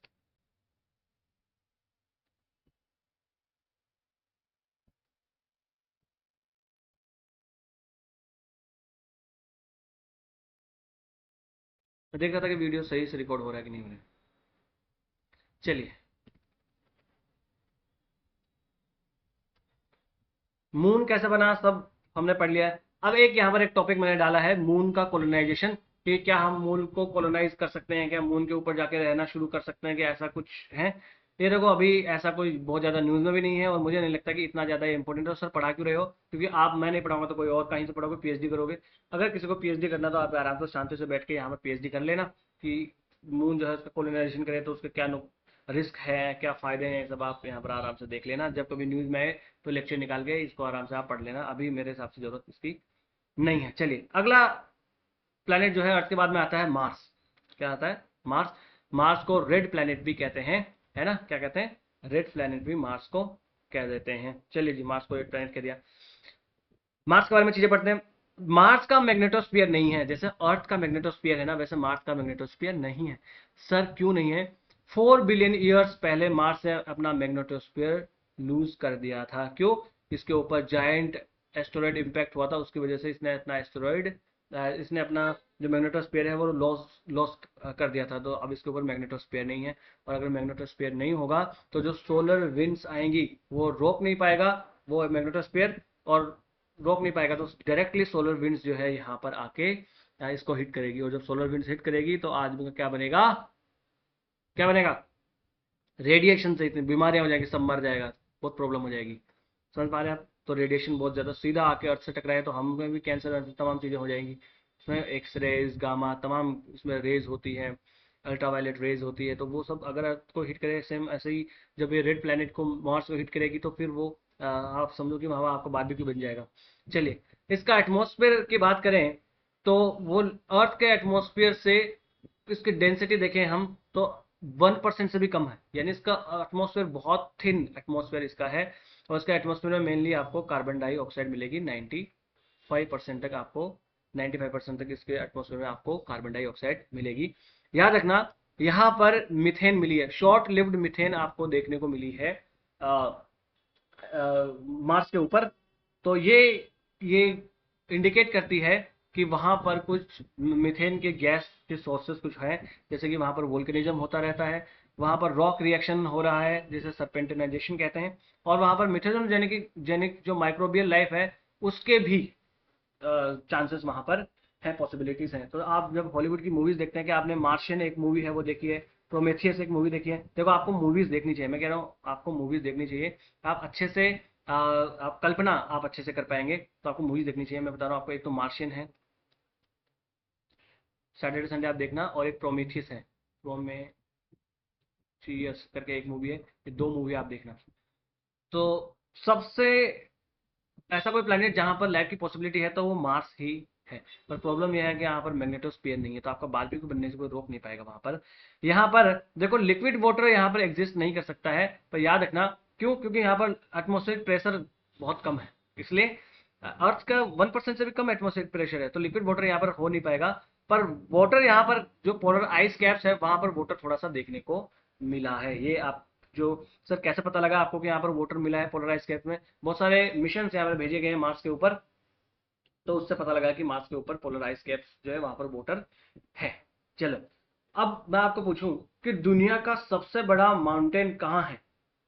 आप कहोगे कि सर, आप कहोगे कि माउंट एवरेस्ट, 8848 मीटर। अरे ये तो कुछ भी नहीं है। सोलर सिस्टम में सबसे ऊंचे अगर कहीं आपको माउंटेन दिखेंगे ना, कहीं माउंटेन दिखेंगे तो वो दिखेंगे मार्स के ऊपर, 24 किलोमीटर हाइट का, ये तो 8 किलोमीटर है, ऑलमोस्ट 9 किलोमीटर मानो एवरेस्ट तो, अर्थ के ऊपर जो हाईएस्ट है। और यहाँ पर देखो 24 किलोमीटर हाईएस्ट वोल्केनो, वोल्केनो है पर माउंटेन तो है, हाईएस्ट 24 किलोमीटर है। और हाईएस्ट जो वैलीज है कैनियन, वो भी यहीं पर है, मार्स पे ही। तो पूरे सोलर सिस्टम में हाईएस्ट माउंटेन्स और कैनियंस कहाँ है? मार्स के ऊपर ही है। सर क्या मार्स के कोई मून है? बिल्कुल, अर्थ का एक मून, मार्स के दो मून, फोबोस और डिमोस। फोबोस और डिमोस जो है इसके दो मून्स हैं। चलिए जी, मार्शियन मार्स का जो टिल्ट है ना वो अर्थ के जैसा है, जैसे अर्थ का 23.5 है ना, इसका देखो 25.19 डिग्री है, तो ऑलमोस्ट सेम सेम सा ही है ना, टिल्ट सेम सेम सा ही यहाँ पर लगता है। और अर्थ के जैसे ही सीजन यहाँ पर होते हैं, पर वहां पर जो सीजन है वो अर्थ से दुगने होते हैं। चलिए अगला देखो, जुपिटर, सॉरी, मर्क्यूरी, वीनस, अर्थ और मार्स। उसके बाद क्या आएगा? Asteroid belt. पर एस्ट्रॉइड बेल्ट हम लास्ट में पढ़ेंगे, क्लास में पढ़ेंगे, पर अभी दिमाग में सोचते चलना कि एस्ट्रॉइड बेल्ट। उसके बाद में जो बाहर जोवियन प्लैनेट आते हैं उनमें सबसे पहले आता है जुपिटर और सैटर्न। तो जुपिटर के बारे में जानेंगे, फिर सैटर्न के बारे में जानेंगे। सबसे पहले हम जानते हैं जुपिटर के बारे में। जुपिटर जो है वो हम कहेंगे फास्टेस्ट रोटेशन करता है, मैं कहूँगा कि स्लोएस्ट रोटेशन कौन करता है? तो आप कहोगे सर वीनस। और फास्टेस्ट कौन करता है? जुपिटर। जुपिटर फास्टेस्ट रोटेशन करता है, यानी यहाँ का दिन सबसे छोटा होता है। कितना सर? 10 घंटे का सर। 10 घंटे के अराउंड, 10 घंटा, 10 घंटे के अंदर अंदर जुपिटर अपना एक रोटेशन पूरा कर लेता है। एक दिन यहाँ पर सिर्फ 10 घंटे का होता है, और वीनस पे 243 और डेज का हो रहा था, है ना। ये जो रैपिड रोटेशन होता है, इसी की वजह से इक्वेटोरियल बल्ज इसका बनता है। जो जुपिटर है इसके इक्वेटर पर एक बहुत बड़ा सा बल्ज बनता है। क्यों? क्योंकि ये बहुत जल्दी जल्दी रोटेट यहाँ पर करता है। और ये एक ऑब्लेट स्पेरोइड है, जैसे अर्थ है ऑब्लेट स्पेरोइड, वैसे सेम ये भी एक ऑब्लेट स्पेरोइड है। अर्थ कितना 12 घंटे में घूम जाती है, ये 10 घंटे में, तो अर्थ के जैसा ही। तो जैसे अर्थ पे बल्ज है इक्वेटर पर, सेम वैसे ही जुपिटर पे भी यहाँ पर बल्ज है इक्वेटर के ऊपर। याद रखना इसके सैटेलाइट्स में, इसके बहुत सैटेलाइट है ना। मेन तो देखो एक 4 मेजर सैटेलाइट इसके, एक तो आयो है, एक है यूरोपा, और एक है गैनीमेड। गैनीमेड सबसे बड़ा सैटेलाइट है, पूरे सोलर सिस्टम का सबसे बड़ा सैटेलाइट है गैनीमेड। गैनीमेड तो इतना बड़ा है कि ये जो मरकरी प्लैनेट है ना उससे भी बड़ा है। यानी सोचो जुपिटर प्लैनेट कितना बड़ा होगा। ये इतना बड़ा है, इतना बड़ा है कि इसका सैटेलाइट मरकरी से बड़ा है, यानी इसका सैटेलाइट किसी प्लैनेट से बड़ा है भाई। इतना बड़ा है जुपिटर, समझ पा रहे हो? जुपिटर तो इतना बड़ा है कि जुपिटर तो समझो कि एक स्टार बनते बनते बचा है। क्या बचा है? स्टार बनते बनते ही बचा है। अगर इसके अंदर फ्यूजन शुरू हो जाती तो ये स्टार बन जाता, इतना बड़ा है। बस फ्यूजन नहीं हो पाया इसलिए स्टार नहीं बन पाया। समझ पा रहे हो? तो इसका जो मून है गैनीमेड, वो तो मरकरी से भी ज्यादा बड़ा है, और इसका पूरे सोलर सिस्टम का लार्जेस्ट जो सैटेलाइट है वो गैनीमेड ही है। और दूसरा और कौन सा है? कैलिस्टो इसका सैटेलाइट है। समझ रहे हो? चलिए जी, एक और जुपिटर के बारे में बता दूं। जुपिटर जो है वो हमें बचा के रखता है। सब लोग जुपिटर को थैंक यू बोलेंगे। Thank you. क्यों सर? कैसे बचाता है? देखो यहाँ देखो, अच्छा, यहाँ पर नहीं समझ में आएगा आपको, समझ में आएगा आपको, मैं समझाता हूँ। देखिए ये यहाँ पर है जुपिटर, या जुपिटर, ये जुपिटर क्या करता है, ये जुपिटर हमको बचाता है। सर किससे बचाता है? ये एस्टेरॉयड बेल्ट से। कैसे? मानो अगर ये जुपिटर नहीं होता तो ये एस्टेरॉयड सारे आके टकराते को, आके हमारे ऊपर ऐसे एस्टेरॉयड की बारिश होती। अरे भैया एक एस्टेरॉयड आके टकराया था मेक्सिको में, है ना, और उससे सारे डायनासोर मर गए थे। तो ऐसे टकराते टकराते रहेंगे तो हम भी मर जाएंगे। ये जुपिटर क्या करता है, अपनी ग्रेविटी से इनको इधर बांध के रखता है। तो इनको भाई कहीं नहीं जाना, उधर भाई लोग रहते हैं मेरे, इधर नहीं, इधर आओ इधर आओ। भले मेरे ऊपर कोई नहीं रहता पर मैं उधर तुम लोगों को जाने नहीं दूंगा, उधर लोग रहते हैं ना भैया। तो ये एस्टेरॉइड्स को इधर बांध के रखता है इधर। देखो इधर से सन इधर खींच रहा है, सन क्या करेगा, इनको इधर खींच रहा है, इधर से जुपिटर इनको इधर खींच रहा है। इसलिए एक परफेक्ट बैलेंस बना हुआ है। तो हमारे तक नहीं है, फिर भी कुछ तो आ ही जाते हैं, जो ढीठ लोग होते हैं वो तो आ ही जाते हैं। तो जुपिटर जो है हमारे लिए एक वरदान है, तो सब लोग जुपिटर को बोलेंगे थैंक यू। इसलिए तो जुपिटर को जो है बृहस्पति को देवताओं का गुरु बताया गया है। क्यों बताया गया है? क्योंकि ये हमें बचाता है भाई। देवता है ना जो हमें बचा रहा है, वही तो देवता है। तो ये हमें बचा रहा है ना। तो आप बचते हैं तो मैं पानी पी लूँ एक बार, बाकी तो है, बाकी तो नहीं है।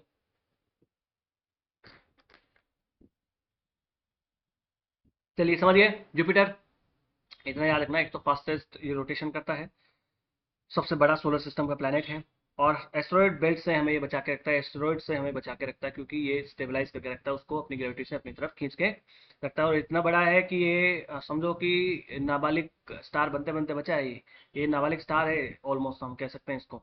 बस इसमें फ्यूजन ही शुरू नहीं हुआ, नहीं तो ये स्टार बन जाता।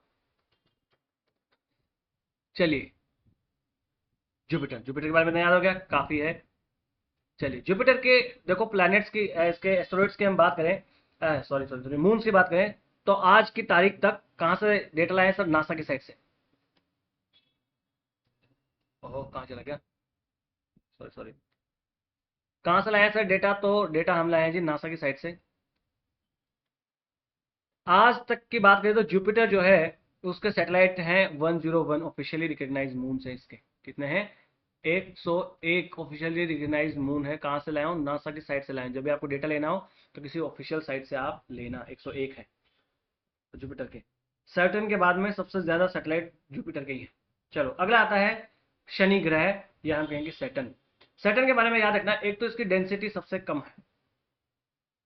चलो जी एक फैक्ट यहां पर भी होगा। मैं कहूं कि डेंसेस्ट प्लैनेट कौन सा है हमारे सोलर सिस्टम का, तो आप कहेंगे कि अर्थ। और मैं कहूं कि लीस्ट डेंस प्लैनेट कौन सा है हमारे सोलर सिस्टम का, तो आप कहेंगे कि सैटर्न। ये इतना इस कम डेंसिटी इसकी इतनी कम है कि अगर आप उसको पानी में भी डाल देना तो सैटर्न तैरेगा, डूबेगा नहीं। यानी इसकी डेंसिटी वाटर से भी कम है, समझ रहे हो? पानी में डाल दो तो तैरेगा। और इसकी बहुत सारी रिंग्स हैं। देखो रिंग्स तो जितने भी आउटर प्लैनेट्स हैं उन सबकी रिंग्स है। हालांकि सैटर्न की रिंग्स मोस्ट विजिबल है। सैटर्न की और जुपिटर की रिंग्स आपको सबसे ज्यादा दिखती है। बाकी की यूरेनस और नेपच्यून है उनकी भी रिंग्स है। सर रिंग्स क्या है? देखो ऐसे, ये जो रिंग्स बनी हुई है ऐसे, सर ये रिंग्स ऐसे बनी कैसे? दरअसल ये जो भाई रॉक्स के पार्टिकल्स हैं, बर्फ के पार्टिकल्स हैं, ये सब इनके अराउंड घूमते रहते हैं, है ना। तो इनके अराउंड घूमते रहते हैं तो वो आपको रिंग जैसा दिखाई देगा। तो इनकी रिंग में कोई सोने की रिंग नहीं है, शादी नहीं हो रखी है इनकी। ये रिंग में क्या है, वो ईटा पत्थर सब, ईटा तो कहाँ से आएंगे, पर जो आपको बोल्डर्स हैं, जो आपको यहाँ पर जो रॉकी प्लैनेट्स, प्लैनेटॉइड हम कहते हैं, एस्टेरॉइड टाइप की चीजें हैं, छोटे छोटे बर्फ के टुकड़े हैं, वो सब इनके अराउंड घूमते रहते हैं, उससे रिंग्स बनती है, समझे। चलिए जी, तो ये किससे बनी है? Billions of ice particles covered rock से ये इनकी रिंग्स जो है वो बनी हुई है। इसके भी जो सैटर्न है हमारा, सैटर्न के भी क्या कोई मून है? बिल्कुल मून है। सैटर्न जो है उसका लार्जेस्ट मून है टाइटन, जिसके आप घड़ी पहनते हो वो टाइटन इसका लार्जेस्ट मून ही है। और टाइटन जो है वो सोलर सिस्टम का अकेला एक ऐसा सैटेलाइट है जिस जो इतना डेंस है कि उसका एक खुद का नाइट्रोजन रिच एटमॉस्फेयर है। यानी भाई साहब देखो ये मजे ही दिन है इनके। अपना वजह है कि ये इनके मून इतने खतरनाक हैं जो प्लैनेट पे नहीं है, जो इनके मून्स पे है। जैसे मैं बता गैनीमेड, मरकरी एक प्लैनेट है उससे बड़ा है। तो सैटर्न देखो आप, सैटर्न का, टाइटन का अपना नाइट्रोजन रिच एटमॉस्फेयर है भाई, वहां पर लोग रह सकते हैं ऐसा। हालांकि ऐसा हुआ नहीं है, भी रह सकते हैं। कितने प्लैनेट, कितने मून है? सबसे ज्यादा मून अगर सोलर सिस्टम में पूछे तो किसके हैं? सैटर्न के ही हैं। कितने हैं सर? देखो 274 कंफर्म्ड मून्स हैं। किससे? ये नासा की डेट है, ये डेटा है, अभी मार्च 2026 तक का डेटा है। 274 कंफर्म्ड मून जो है वो है सैटर्न के। यूपीएससी में आपको ये नहीं पूछेगा कि कितने हैं, ये पूछ सकता है कि सबसे ज़्यादा किसके हैं, सबसे कम किसके हैं। फिर भी एक बात तो याद रख लेना, देखो जुपिटर के ऊपर जो है कोई स्पेस प्रोब गया क्या, तो बिल्कुल जूनो मिशन जो है वो जुपिटर के ऊपर भेजा गया था, और कैसिनी हाइगेन्स जो था वो सैटर्न के ऊपर भेजा गया था। ये याद रखना, मैच द फॉलोइंग में आ सकता है। अब देखो ये जो चार हमारे आउटर प्लैनेट्स हैं, इन चारों के रिंग्स है, एक तो यहाँ से एक चीज याद रखना, बिल्कुल रिंग्स है। अगला, इनको गैस जाइंट्स भी कहते हैं। क्या कहेंगे? गैस जाइंट्स भी इनको कह देते हैं। सॉरी,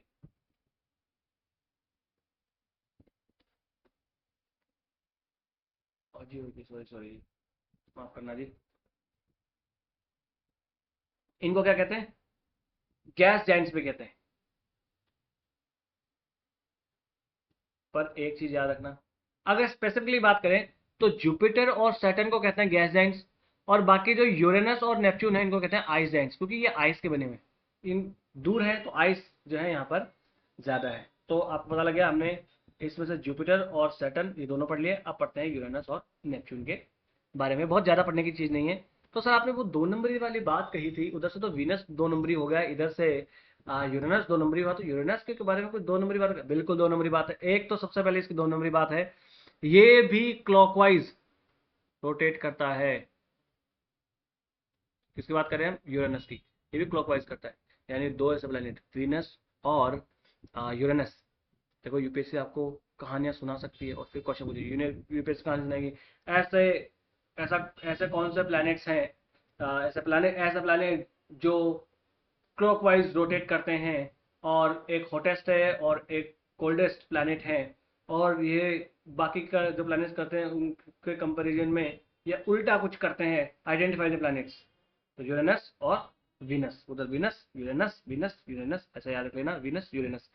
चलिए जी, एक तो क्लॉकवाइज करता है, दूसरा क्या है कि ये कोल्डेस्ट है, कोल्डेस्ट प्लैनेट है हमारे सोलर सिस्टम का। अरे सर कोल्डेस्ट तो नेपच्यून को होना चाहिए ना, क्योंकि सबसे दूर है ना, सबसे दूर वाला कोल्डेस्ट होना चाहिए। तो यूरेनस क्यों है सबसे कोल्डेस्ट? क्यों? इसके एक्सियल टिल्ट की वजह से। ये अपने एक्सिस पे 97.8 डिग्री टिल्टेड है, यानी जहां पर बाकी के प्लैनेट्स की इक्वेटर होती है ऑलमोस्ट वहां से उसके पोल्स हैं। तो इतना अगर कोई टिल्ट होगा तो क्या सन की रेस डायरेक्टली पड़ेगी ना? नहीं। तो स्लेंटिंग, तिरछी सन की रेस पड़ती है, इसलिए तिरछी पड़ेगी तो कम एनर्जी मिलेगी, कम एनर्जी मिलेगी तो ठंडा होगा। तो सबसे ज्यादा ठंडा है कौन? यूरेनस सबसे ठंडा, it is the coldest planet. चलो जी, यूरेनस जो है वो उसका विपरीत घूर्णन होता है, जैसे मैंने बताया वीनस और यूरेनस जो है वो क्लॉकवाइज रोटेट करते हैं, मैंने बताया, opposite to the other planet. और इसके रिंग्स में कितने रिंग्स है? 13 रिंग्स है। ये कितनी रिंग्स है एग्जैक्टली याद रखने की जरूरत नहीं है, पर रिंग्स है इतना आपको यहाँ पर याद रख लेना, इसके भी रिंग्स हैं। और नेपच्यून के बारे में देखें तो नेपच्यून के ऊपर स्ट्रॉन्गेस्ट विंड्स चलती है पूरे सोलर सिस्टम की। कितना सर? 2100 किलोमीटर पर आवर की स्पीड की विंड्स वहां चलती है। यानी अगर आप कभी नेपच्यून के ऊपर जाने की कोशिश करेंगे तो भाई साहब इतना खतरनाक वहां पर तूफान चल रहा होता ना, कहाँ गायब हो जाएगी पता ही नहीं चलेगा। ठीक है। और उसके बाद में कहाँ पर चलती है? सैटर्न पर चलती है 1800 किलोमीटर पर आवर की स्पीड से वहां पर। ठीक है। और ये यूरेनस और नेपच्यून जो है वो बने हैं आइस के बने हुए हैं, इसलिए इनको सेपरेटली आइस जाइंट्स भी कहते हैं, क्योंकि यहाँ पर higher proportion of heavy water, ammonia और मिथेन आपको मिलता है, और वो मिथेन आइस के फॉर्म में ये सब कुछ चीजें यहाँ पर मिलती हैं। तो जो क्लॉकवाइज रोटेट करते हैं, विपरीत घूर्णन करते हैं, वो कौन करता है? वीनस और यूरेनस करते हैं, आपको याद रखना है इतने सारे। यूरेनस और नेपच्यून के बारे में इतना काफी है कि सर? बोल काफी है, इतना काफी है आपको इसके बारे में जानना। चलिए, अब ये तो आपने सीक्वेंस तो समझ लिया। सन से, मैं कहूँ कि सन से अगर आप डिस्टेंस के बेस पे जब सीक्वेंस पूछे तो आप बता दोगे। सबसे पहले आपका आएगा मर्क्यूरी, मर्क्यूरी के बाद में आपका वीनस, वीनस के बाद में अर्थ, अर्थ के बाद में मार्स, एस्टेरॉयड बेल्ट, फिर जुपिटर, फिर सैटर्न, फिर यूरेनस और नेपच्यून, उसके बाद में कुइपर बेल्ट, और उसके बाद ऊट क्लाउड। सीक्वेंस बता दोगे। अब ये तो हो गया। सर आप हमें छोटा और बड़ा वाला बता सकते हैं? बिगेस्ट टू स्मॉलेस्ट प्लैनेट्स का एक सीक्वेंस बता सकते हैं? बिल्कुल। बड़ा कौन सा है? तो ये असेंडिंग डिसेंडिंग ऑर्डर भी आपको याद रखना। कैसा? सबसे बड़ा प्लैनेट देखो जुपिटर, फिर सैटर्न, फिर यूरेनस और फिर नेपच्यून। क्या है? जुपिटर, सैटर्न, यूरेनस और नेपच्यून। उसके बाद में अर्थ, वीनस, मार्स और मरकरी। सर समझ नहीं आया, देखो देखो देखो, ये 4 आउटर प्लैनेट है ना, इनको तो एग्जैक्टली याद रखो। जुपिटर, सैटर्न, यूरेनस और नेपच्यून। 1 2 3 4, 4 रैंक याद होगी। जुपिटर, सैटर्न, यूरेनस और नेपच्यून, ये तो पूरा सीक्वेंस याद रख दो, एक याद तो दूसरा भी याद। तो चारों तो एग्जैक्टली ऐसे याद रखना कि ये बड़ा छोटा छोटा छोटा छोटा। फिर आ जाना वापस इनर प्लैनेट्स में आ जाना। इनर प्लैनेट में जाना, एक दिन है अर्थ 5, अर्थ के बाद में वापस आना इस डायरेक्शन में वीनस, फिर वापस इस डायरेक्शन में जाना मार्स, और फिर इस डायरेक्शन में आना मरकरी। यानी इधर इधर फिर इधर फिर इधर। अर्थ ही पैसे पहले कैसे याद रखेंगे भाई, अर्थ में हम रहते हैं ना, तो ये याद होगा इसलिए अर्थ। तो आउटर प्लैनेट्स का सीक्वेंस तो वैसे ही है, भले हैं दोबारा याद करने की जरूरत नहीं पड़े, ये थोड़े से टेढ़े पड़ते हैं तो हमें इनको दोबारा याद करने की पड़ने। अर्थ, फिर विनस, फिर वापस से जाएंगे मार्स, फिर उधर चले जाएंगे मरकरी, सबसे छोटा है। तो सबसे छोटा कौन सा, मरकरी। सबसे बड़ा कौन सा है, जुपिटर। तो अब इनको रटने की जरूरत नहीं है, कौन सा बड़ा कौन सा छोटा, ये सीधा पूरा सीक्वेंस याद कर लो ना।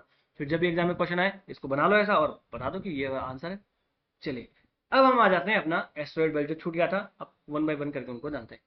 सर ये एस्टेरॉयड बेल्ट क्या है और एस्टेरॉयड होते क्या हैं, इसके ऊपर आ जाते हैं। देखो एस्टेरॉयड होते क्या हैं, तो asteroid are rocky metallic remnant of planetary formation that fail to coalesce into planet because of Jupiter's immense gravitational disruption. Sir समझा नहीं, ऐसे ही समझ जाओगे तो मास्टर की बेटा। देख दरअसल क्षुद्र ग्रह तब बने जब हमारा सोलर सिस्टम बन रहा था। तो प्लैनेट्स कैसे बने, प्लैनेट मैंने बताया कि कैसे प्लैनेटरी नेबुला बनता है और उससे बनता है ना। और उसकी थियरीज भी मैं आगे आपको बताऊंगा कि कैसे प्लैनेट्स बने। आगे आगे वाला टॉपिक शायद थियरी वाला ही है। चलिए तो दरअसल होता क्या है कि जो प्लैनेटरी नेबुला है, जो नेबुला है उससे हमारे जब प्लैनेट बनने लगे तो जो छोटे छोटे पार्टिकल्स थे वो क्लम्प होना शुरू हुए एक साथ, और वो एक साथ जुड़ गए, उससे प्लैनेट बन गए। पर कुछ प्लैनेट ऐसे रहे, कुछ टुकड़े ऐसे रहे जो प्लैनेट नहीं बन पाए, यानी नाबालिग प्लैनेट्स, माइनर प्लैनेट्स। तो वो एक साथ क्लम्प नहीं हो पाए, क्यों, क्योंकि जुपिटर दादाजी बैठे ना वहां, जुपिटर ने इसको खींच लिया अपनी तरफ, पकड़ लिया। जुपिटर की डिस्ट्रप्शन की वजह से, ग्रेविटी की डिस्ट्रप्शन की वजह से ये वाले टुकड़े जो जुपिटर और मार्स के बीच में घूमते हैं, ये वाले टुकड़े एक जगह क्लम्प नहीं हो पाए और ये पत्थर के ही रह गए। बाकी प्लैनेट्स तो स्पेरिकल फॉर्म में आ गए, गोल हो गए, और ये गोल नहीं हो पाए, स्पेरिकल फॉर्म में नहीं है, तो ये कैसे आड़े टेढ़े कैसे भी हैं ये। तो ये माइनर प्लैनेट्स, या इनको प्लैनेटोइड्स भी कहते हैं, कभी क्या कहते हैं, प्लैनेटोइड्स भी इनको कहते हैं। देखो ये एस्टेरॉयड बेल्ट है ना, तो ये जुपिटर, ये सारे एक साथ देखो, ये टुकड़े हैं, ये क्लम्प होकर प्लैनेट बन जाते हैं। पर जुपिटर क्या कह रहा है, भाई नहीं नहीं, इधर आओ, हम पकड़ के तुमको रखेंगे। तो इसकी डिस्ट्रप्शन की वजह से ये प्लैनेट्स नहीं बन पाए। तो ये क्या है, प्लैनेटोइड्स है, माइनर प्लैनेट है। क्या है ये, माइनर प्लैनेट है, समझे। चले जी, समझ गए। अगर का क्षेत्र स्पेशल डिस्ट्रीब्यूशन देखिए तो कहां पर है, एस्टेरॉयड बेल्ट में। एस्टेरॉयड कहां होते हैं, एस्टेरॉयड बेल्ट में, है ना, जैसे हम अपने घर में होते हैं वैसे एस्टेरॉयड बेल्ट में होते हैं। कहाँ है ये, तो मार्स और जुपिटर के बीच में है। देखो कहाँ है मार्स और जुपिटर के बीच में, ये तो मार्स और जुपिटर, इसके बीच में एस्टेरॉयड बेल्ट, और यहीं पर मिलते हैं हमें सारे के सारे एस्टेरॉयड। चलो जी, एक यहाँ पर एस्टेरॉयड मिलता है सेरेस। ये सेरेस तो ड्वार्फ प्लैनेट की भी उसको संज्ञा दे दी गई है, ड्वार्फ प्लैनेट जो है इसको माना जाता है सेरेस। और ये लार्जेस्ट एस्टेरॉयड है पूरे एस्टेरॉयड बेल्ट का। कितना, 946 किलोमीटर इसका डायमीटर है। देखो इस एस्टेरॉयड बेल्ट में सेरेस, देखो ये दिख रहा होगा आपको, यहाँ पर देखो इस वाले पॉइंट में देखेंगे तो सेरेस आपको दिख रहा होगा, ये दिख रहा है, तो ये है सेरेस। तो ये सेरेस तो इतना बड़ा है कि इसको ड्वार्फ प्लैनेट ही कह दिया, तो इसको बोना ग्रह भी कहते हैं। Unlike other it is massive enough for its gravity to pull into a spherical shape. तो ये इतना बड़ा है कि ये अपने आप को इसने स्पेरिकल फॉर्म में भी बना लिया है। ऐसा नहीं कि किसी भी शेप का स्पेरिकल है, पर ये प्लैनेट नहीं बन पाया। और यहाँ पर हम देखें, सेरेस अलोन जो है अकेला 1/3 पूरा मास जो है इस एस्टेरॉयड बेल्ट का, वो तो सेरेस में ही। तो सोचो कि सेरेस कितना बड़ा है इस एस्टेरॉयड बेल्ट में। इस एस्टेरॉयड बेल्ट का जितना मास है, उस मास का 1/3 तो किसके अंदर है, इस सेरेस के अंदर ही है। तो सोचो कि सेरेस कितना बड़ा ये हम कह सकते हैं कि ये बॉडी है, समझ में आ रहा है? चलिए यहाँ पर कुछ देर रखा होगा तो आप आराम से शांति से बैठ के पढ़ लेना। हाँ एक चीज देखो, यहाँ पर ये इरेगुलर शेप के होते हैं एस्टेरॉइड जितने भी हैं, इनका कोई एटमॉस्फेयर नहीं होता है। क्या है, इनका कोई एटमॉस्फेयर नहीं हो पाता है, तो वो क्या होता है, एस्टेरॉइड। सर क्या एस्टेरॉइड्स की स्टडी के लिए भी कोई स्पेस मिशन भेजे गए हैं क्या, बिल्कुल, एस्टेरॉइड्स की स्टडी के लिए भी स्पेस मिशन भेजे गए हैं। सर कौन सा, देखो याद रखना, एक तो है डॉन मिशन, ये वेस्टा एक एस्टेरॉइड है उसके लिए भेजा गया था 2011 में। और फिर एक ड्वार्फ प्लैनेट है ये सेरेस, उसके लिए भेजा गया था। अगला है हायाबुसा 1 एंड 2। तो हायाबुसा 2 जो है वो किसका है, ये जाक्सा का है। जाक्सा क्या है, जापानीज स्पेस एजेंसी, तो उसने भेजा है। ryugyu करके एक एस्टेरॉयड है ryugyu, इसके ऊपर भेजा गया था। एक है ओसिरिस रेक्स, ये किसने भेजा सर, तो ये नासा ने भेजा है। सर ये कौन सा एस्टेरॉयड के स्टडी के लिए भेजा है, तो बेनू के लिए। देखो ये बेनू पर जाकर ये वहां से सैंपल लेकर आया था, तो सैंपल लेकर आ भी गया है ये, तो बेनू। और कौन सा है, डार्ट, डार्ट मिशन, ये नासा का ही है। ये है डबल एस्टेरॉयड रिडायरेक्शन टेस्ट। ये ऐसा है कि उन्होंने देखा कि अगर कोई एस्टेरॉयड है उसको हम क्या, उसकी वो जहां पर घूम रहा है उससे अलग, उसके ऑर्बिट से अलग उसको भेज सकते हैं क्या, बिल्कुल। तो मानो कि यहाँ से एक हम सैटेलाइट भेजे, एक रॉकेट भेजे, और उस एस्टेरॉयड से, जैसे एक एस्टेरॉयड है वो यहाँ पर घूम रहा है, वो ऐसा बेचारा ऐसा टक्कर ऐसा घूम रहा है, हम यहाँ से एक सैटेलाइट भेजेंगे, वो रॉकेट जाके इससे टकराएगा और ये इधर आ जाएगा और ये यहाँ घूमने लग जाएगा ऐसे, समझ रहे हो। तो ये डार्ट मिशन जो है, ये भी जो है वो नासा ने किया था। इसका फायदा क्या होगा, मानो अर्थ की तरफ कोई मीटेओराइट आ रहा है, वो बहुत बड़ा है, तो उस मीटेओराइट से आप पहले ही हम जो है अगर एक रॉकेट ले जाकर टकरा दें, तो वो या तो टूट जाएगा या तो वो दूसरे डायरेक्शन में जाएगा, अर्थ पर आकर नहीं गिरेगा, ऐसा इसलिए। तो ये आपको थोड़ा सा याद रखना है। देखो ये यहाँ पर और आपको डिटेल में दे रखा है सिंप्लीफाई करके। चलिए जी, सर ये तो हो गया एस्टेरॉयड, हमें समझ आया क्या हुआ सर, ऐसे लार्ज बॉडीज जो रॉकी मटेरियल और रॉकी और मेटेलिक बॉडीज हैं जो कि एस्टेरॉयड बेल्ट में घूमती रहती हैं। और जब प्लैनेट सोलर सिस्टम बना था उस टाइम पे ये प्लैनेट्स नहीं बन पाए, क्योंकि क्लम्प नहीं हो पाए, किसकी वजह से, जुपिटर की ग्रेविटी की वजह से, तो वो एस्टेरॉयड हो गए। सर ये मीटियोरॉइड, मीटियोर और मीटियोराइट क्या है, चलो जिनके उल्का पिंड, उल्का और उल्काश्म में क्या अंतर है समझते हैं। सबसे पहले मीटियोरॉइड समझते हैं। Meteoroid, asteroid, asteroid meteoroid, asteroid meteoroid, तो एस्टेरॉइड के जैसा ही है मीटियोरॉइड, पर छोटा है। क्या है, छोटा, एग्जैक्टली एस्टेरॉइड के जैसा ही है पर छोटा है।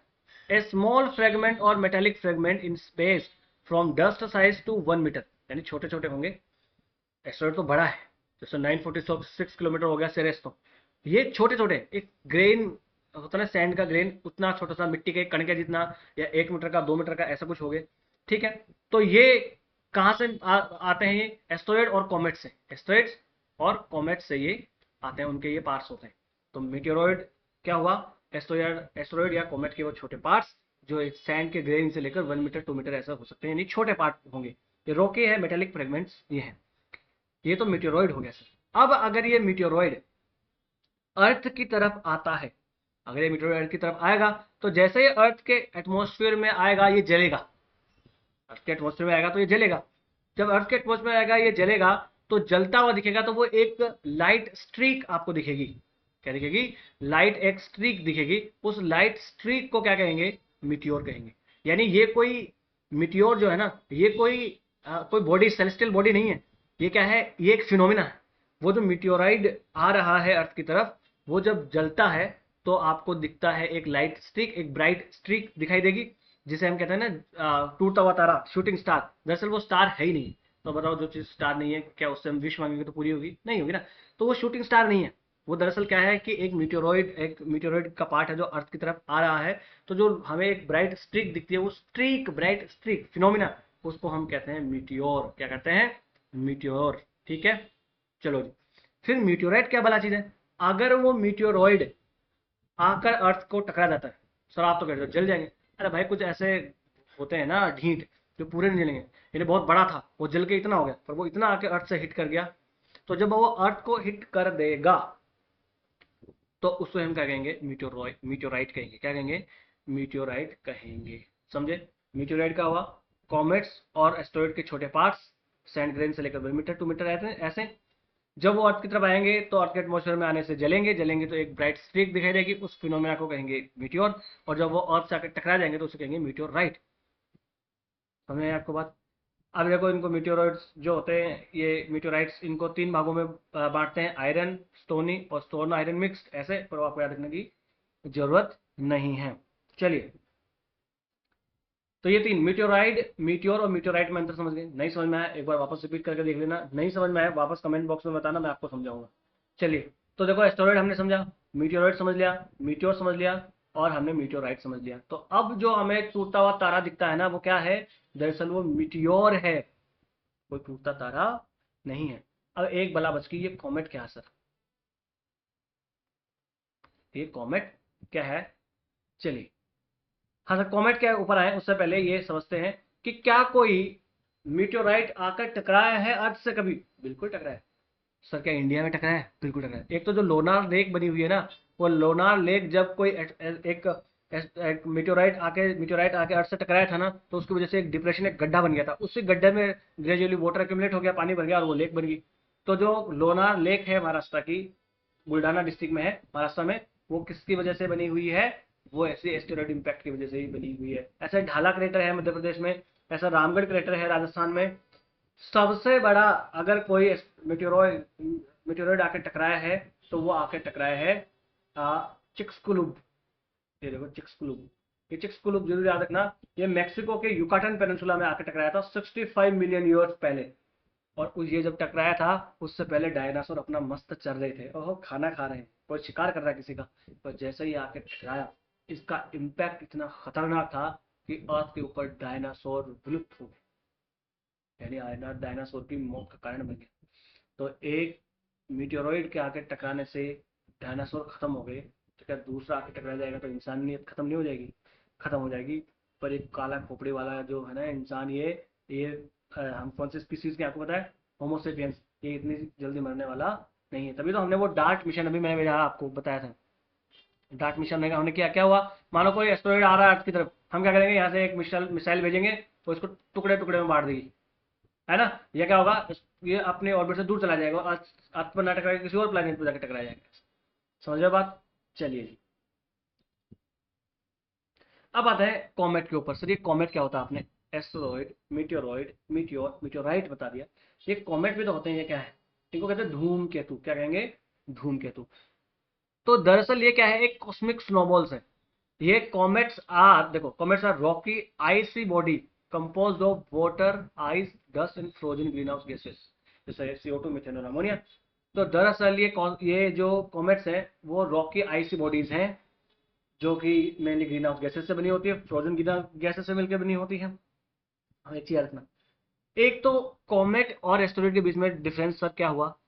डिफरेंस एक तो ये हुआ, देखो वो भी रॉकी मटेरियल होते हैं, पर आईसी मटेरियल कौन से हैं? ये वाले। उधर आईसी मटेरियल उनको नहीं, उनको आप रॉकी या मेटेलिक आप बॉडीज कहेंगे। दूसरी बात, वो ओरिजिनेट होते हैं, एस्टेरॉइड्स ओरिजिनेट कहाँ से हो रहे हैं जी? एस्टेरॉइड्स ओरिजिनेट हो रहे हैं यहाँ पर एस्टेरॉइड बेल्ट से। पर ये जो कॉमेट्स हैं, ये कहाँ से ओरिजिनेट होते हैं? ये होते हैं कुइपर बेल्ट से। तो मैंने आपको बताया कुइपर बेल्ट। तो कुइपर बेल्ट अपने यूरेनस नेपच्यून के बाद में जो कुइपर बेल्ट शुरू होता है, उस कुइपर बेल्ट से। तो एक तो ओरिजिन कहाँ से होता है, ये देखो, उनका एस्टेरॉइड का एस्टेरॉइड बेल्ट से होता है, और इनका कहाँ से हो रहा है? कुइपर बेल्ट से। कहाँ से हो रहा है? कुइपर बेल्ट से इनका ओरिजिन होवत रहा। समझे? बिल्कुल। अगला एक बात है, अब ये आईसी बॉडीज है, और ये जब सन की तरफ, अर्थ की तरफ आएंगे, है ना, जब ये अर्थ की तरफ आएंगे मतलब सन की तरफ आ रहे हैं, यहाँ समझो, ये आ रहे हैं यहाँ से, और ये यहाँ से आएंगे तो मतलब सन की तरफ आ रहे हैं। जब ये सन की तरफ आते हैं, जब ये सन की तरफ आते हैं, तो ये कॉमेट जो है इनका एक टेल दिखाई देगा।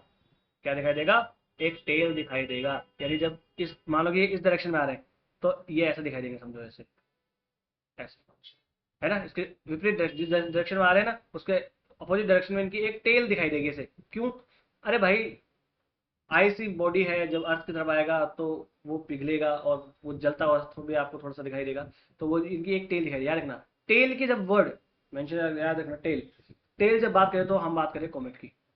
क्या मैंने मीटियोर में किसी, या मीटियोराइट में किसी टेल की बात की थी? नहीं करी थी।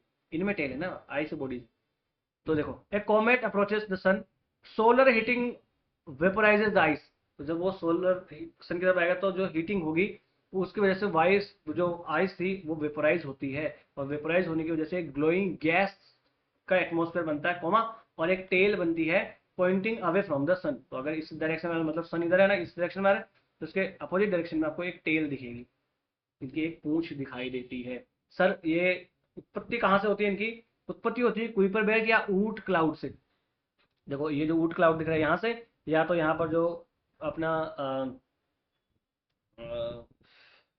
सॉरी, क्या था, कुइपर बेल्ट, यहाँ से इनकी उत्पत्ति होती है। इतनी बहुत दूर से ये आते हैं, है ना? तो शॉर्ट पीरियड कॉमेट्स इनको कहेंगे अगर वो कुइपर बेल्ट से ओरिजिनेट हो रहे हैं, और अगर वो ऊड क्लाउड से ओरिजिनेट हो रहे हैं तो उनको लॉन्ग पीरियड कॉमेट्स कहते हैं।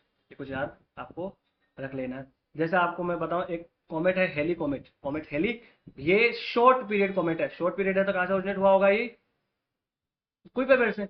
तो ये विजिबल होता अर्थ अर्थ पर एवरी 75 से 76 ईयर में, 75 से 76 ईयर में ये विजिबल होता है। लास्ट टाइम में 1986 में विजिबल हुआ था, और अब ये 2061 में विजिबल होने वाला है। तब तक हम और आप तो जिंदा रहेंगे। क्या हो सकता है मैं तो मर जाऊं, पर आप तो जिंदा ही रहेंगे। मैं भी नहीं मरूंगा यार, 30 साल तो जी जाऊंगा। और तो 2061 में जब ये हेली कॉमेट आएगा तो हम देखेंगे, ये याद रखना मेरा वादा। और उस टाइम पे कमेंट बॉक्स में आप करके बताना, और जब मैं अगर जिंदा रहा तो वीडियो बना के बताऊंगा। आप भी अपनी ज़िंदगी में जहाँ पर भी उस टाइम पे रहें तो आप जरूर बताना कि सर हम सब लोग मिलके आज देखेंगे ये हेली कॉमेट, क्योंकि अर्थ से दिखेगा तो हम सब लोग एक जगह कहीं इकट्ठा होंगे, लोकेशन हम देख लेंगे कहाँ इकट्ठा होंगे, और इस हेली कॉमेट को हम देखेंगे। समझ गए? चलिए जी। तो ये कॉमेट हमने देखे। कॉमेट्स क्या होंगे सर? ये ऊट्स क्लाउड आप बता रहे बार बार, ये क्या है? तो ये है a giant shell of icy bodies that encircle the solar system, occupying space at distance between 5000 to 1 lakh astronomical unit. astronomical unit astronomical unit क्या है? यानी अर्थ से सन तक के बीच का डिस्टेंस है, उसको एक एस्ट्रोनॉमिकल यूनिट कहा जाता है। तो ऐसा ऐसा समझो कि 1 लाख गुना, यानी अर्थ और सन के बीच में जितना डिस्टेंस है उससे 1 लाख गुना दूर ये जो ये जाइंट आइसी बॉडीज मिलती है ना, वो है ऊट क्लाउड। क्लाउड देखो, ये ऊट क्लाउड है, पर इसका मतलब ये नहीं कि यहाँ पर कोई क्लाउड बने हुए हैं जैसे हम और आप देखते हैं वैसे क्लाउड है। ये कोई क्लाउड नहीं है, दरअसल यहाँ पर आइसी बॉडीज है तो वो क्लाउड के जैसा दिखता है। तो ये क्या हुआ? ऊट क्लाउड बर्फीले पिंडों का एक विशाल आवरण जो सौर मंडल को चारों ओर से घेरता है, लगभग 5000 से 1 लाख एस्ट्रोनॉमिकल की दूरी तक फैला हुआ है। चलिए, इतना हो गया। अब एक चीज यहाँ पर आती है, वो मैं आपको बताना चाहूंगा। सर एक बात आप हमें बताइए, ये स्पेस क्या होता है? आप कहोगे स्पेस में जाके आ गए, स्पेस मिशन। सर स्पेस कहेंगे किसको? भाई हम तो कहेंगे हम तो छत पे आ गए तो स्पेस में आ गए, क्या उसको कह सकते हैं? नहीं। तो ऐसा इसके करने के लिए एक डेफिनेशन बनाएगी। दरअसल इंटरनेशनल एस्ट्रोनॉमिकल यूनियन जो है उसने सॉरी हाँ, यही इंटरनेशनल एस्ट्रोनॉमिकल यूनियन जो है वही एक डेफिनेशन देता है कि स्पेस का मतलब क्या है।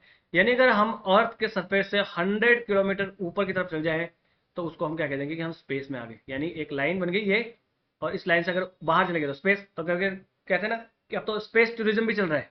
क्या चल रहा है? Space tourism.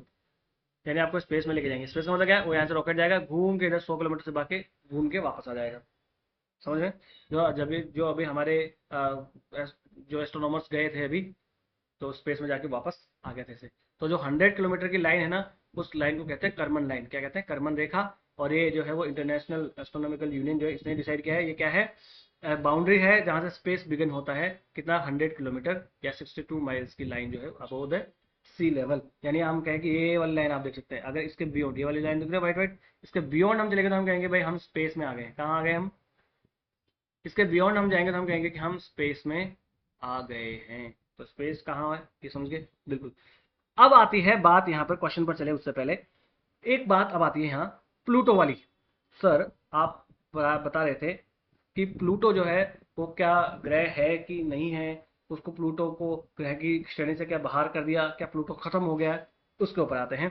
प्लूटो क्या खत्म हो गया? क्या उसको बाहर कर दिया गया? देखो हुआ क्या, इंटरनेशनल एस्ट्रोनॉमिकल यूनियन जो है उसके 2006 में एक बैठक हुई, उसकी एक मीटिंग हुई। उस मीटिंग में कुछ साइंटिस्ट जो थे उन्होंने वो ऐसा कह रहे थे कि भाई प्लूटो जो है उसको प्लैनेट नहीं मानेंगे। उससे पहले 9 प्लैनेट्स थे, कह रहे जी प्लूटो को हम प्लैनेट नहीं मानेंगे। क्यों नहीं मानेंगे? कह रहे जी कोई भी प्लैनेट हो उसके लिए 3 कैरेक्टरिस्टिक्स होना जरूरी है उसको। कौन सी? सबसे पहले तो वो सन के अराउंड ऑर्बिट करना चाहिए, पहली शर्त। ठीक है? अरे तो सर प्लूटो करता तो है सन के अराउंड ऑर्बिट, कहाँ है? कुइपर बेल्ट में है हमारा प्लूटो, यानी नेपच्यून के भी और आगे। तो सन के अराउंड करता तो है। तो फिर कहा जी भाई रुको, थामा थामा, एक ही नहीं दूसरी शर्त यह है, must be massive enough to achieve a spherical shape. यानी ये इतना भारी होना चाहिए, इतना मैसिव होना चाहिए कि ये अपने आप को स्पेरिकल शेप में ला सके। स्पेरिकल शेप का मतलब क्या हुआ? जैसे कि अर्थ स्पेरिकल शेप है, वैसे गोल आकृति, एग्जैक्टली गोल नहीं, स्पेरिकल। ठीक है, तो कह रहे भाई साहब प्लूटो है तो सही स्फेरिकल, तो प्लूटो ने फर्स्ट कंडीशन पूरी कर ली, सेकंड कंडीशन पूरी कर ली। तो सर इंडियन आइडल के जैसे 3 जज में से 2 जज ने हाँ बोला तो आप मुंबई आ सकते हैं, तो क्या ये मुंबई जा सकता है? नहीं, क्योंकि यहाँ पर इंडियन आइडल नहीं चल रहा है, इंडियन आइडल यहाँ पर नहीं चल रहा है। थर्ड कंडीशन वाला, must have cleared its orbit, यानी ये अपनी ऑर्बिट को क्लियर कर लेना चाहिए। पहली बात तो ये अपने रास्ते जाना चाहिए और रास्ते आना चाहिए, यानी इसकी ऑर्बिट, ये एक ही ऑर्बिट में अब जो है वो सन के अराउंड ऑर्बिट करना चाहिए। ऐसा नहीं आज इधर जा रहा है कल उधर जा रहा है, और इसकी ऑर्बिट में कोई दूसरा ऑब्जेक्ट नहीं आना चाहिए। क्या नहीं आना चाहिए? दूसरा ऑब्जेक्ट नहीं आना चाहिए। भाई कल को टकरा जाएगा तो फिर तो बर्बाद हो जाएगा, तो क्या करेंगे? तो ये थर्ड जो जो इसकी शर्त है ये पूरी नहीं कर पाया, यानी इसकी ऑर्बिट क्लियर नहीं है। ये ऑर्बिट जो है उसको काटता है। कुइपर बेल्ट में बहुत सारे जो ऑब्जेक्ट्स हैं इसकी ऑर्बिट में आ जाते हैं, इसकी वजह से क्या हुआ कि इसको प्लैनेट नहीं माना गया। तो इंटरनेशनल एस्ट्रोनॉमिकल यूनियन ने 2006 में कहा कि आज से प्लूटो प्लैनेट नहीं है, आज से हमारे लिए प्लूटो मर गया। तो क्या है? आज से प्लूटो ड्वार्फ प्लैनेट है। तो क्या सर प्लूटो खत्म हो गया? नहीं नहीं नहीं, प्लूटो है, अभी भी है, पर प्लैनेट नहीं है। सेम वैसे ही जैसे कोई आपका दोस्त नहीं रहता तो हम कहते भाई आज से तो हमारा दोस्त नहीं है, हमारे लिए मर गया, तो क्या वो रियल में मर जाता? नहीं, अब वो सिर्फ आपके फ्रेंड सर्कल का पार्ट नहीं है, वो जिंदा है। सेम वैसे अब ये सोलर सिस्टम का जो फ्रेंड सर्कल है उसका पार्ट नहीं है, पर ये अभी भी है। इसमें बच्चे बहुत ज्यादा कंफ्यूज होते हैं। तो ये हमने प्लूटो देख लिया। और क्यों प्लूटो को एक प्लैनेट नहीं बनाया गया, तो जो मैंने स्टार्टिंग में आपको बोला था कि प्लैनेट बनने की 3 कैरेक्टरिस्टिक्स, 3 शर्तें, सॉरी टर्म्स एंड कंडीशन क्या होनी चाहिए, तो 3 शर्तें ये वाली होनी चाहिए। तो ये हमने देखा प्लूटो के बारे में। अब हम आ जाते हैं पीवाईक्यूज के ऊपर, जैसा कि मैंने वादा किया था। PYQ, pause the question and answer, sorry pause the video and answer the question. PYQ है 2003 का। ध्यान से अगर आपने समझा होगा तभी आप कर पाएंगे, नहीं तो नहीं कर पाएंगे। चलो समझते हैं। कौन सा ऐसा ग्रह है जो परिक्रमा पूरी करने में सर्वाधिक समय लेता है? चलो एक चीज तो मैं आपको बता दूं, जो भी प्लैनेट सन से जैसे जैसे डिस्टेंस पे जाते जाएंगे हम, वैसे वैसे उनका ऑर्बिट पीरियड इंक्रीज होता जाएगा। मैं ऑर्बिट पीरियड बोल रहा हूँ। क्या बोल रहा हूँ? ऑर्बिट पीरियड, मैं रोटेशनल पीरियड नहीं बोल रहा हूँ। रोटेशनल तो किसी का कम किसी का ज्यादा हो सकता है, जैसे वीनस जो है वो स्लोएस्ट है और जुपिटर फास्टेस्ट है। पर जैसे जैसे हम सन से डिस्टेंस पे जाते जाएंगे उनका ऑर्बिटल पीरियड इंक्रीज होता जाएगा, यानी मरक्यूरी का सबसे ज्यादा, उससे कम विनस का, विनस के बाद अर्थ का उससे कम, उसके बाद मार्स का, फिर जुपिटर, फिर सैटर्न, फिर यूरेनस, फिर नेपच्यून और प्लूटो का उससे कम, मतलब उससे ज्यादा, तो ज्यादा ज्यादा ज्यादा ज्यादा होता जाएगा वैसे। तो ऐसा है। तो अब इनमें से बताओ, सूर्य की परिक्रमा करने में सर्वाधिक समय कौन लेगा? क्या पृथ्वी, क्या मंगल, क्या शुक्र, क्या बृहस्पति? देखो इनमें से और प्लैनेट दे दे तो भी हमें क्या फर्क पड़ रहा है? हम तो देखो सन से डिस्टेंस देखो, जो सन से जितना ज्यादा डिस्टेंस पे उसका ऑर्बिटल पीरियड उतना ज्यादा। क्या अर्थ ज्यादा दूर है? नहीं। क्या बृहस्पति है, क्या मंगल है, क्या शुक्र है? कौन सा है? बृहस्पति सबसे ज्यादा। भाई ये तीनों तो इनर प्लैनेट्स है ना, और जुपिटर बाहर है, तो जुपिटर का ऑर्बिटल पीरियड ज्यादा। अब यहाँ पर अगर सैटर्न दिया होता तो आंसर क्या होता? सैटर्न। अगर यहाँ पर नेपच्यून दिया होगा तो आंसर क्या होता? नेपच्यून। अगर यहाँ पर मैं कहूँ प्लूटो दिया होता तो आंसर क्या होता? प्लूटो।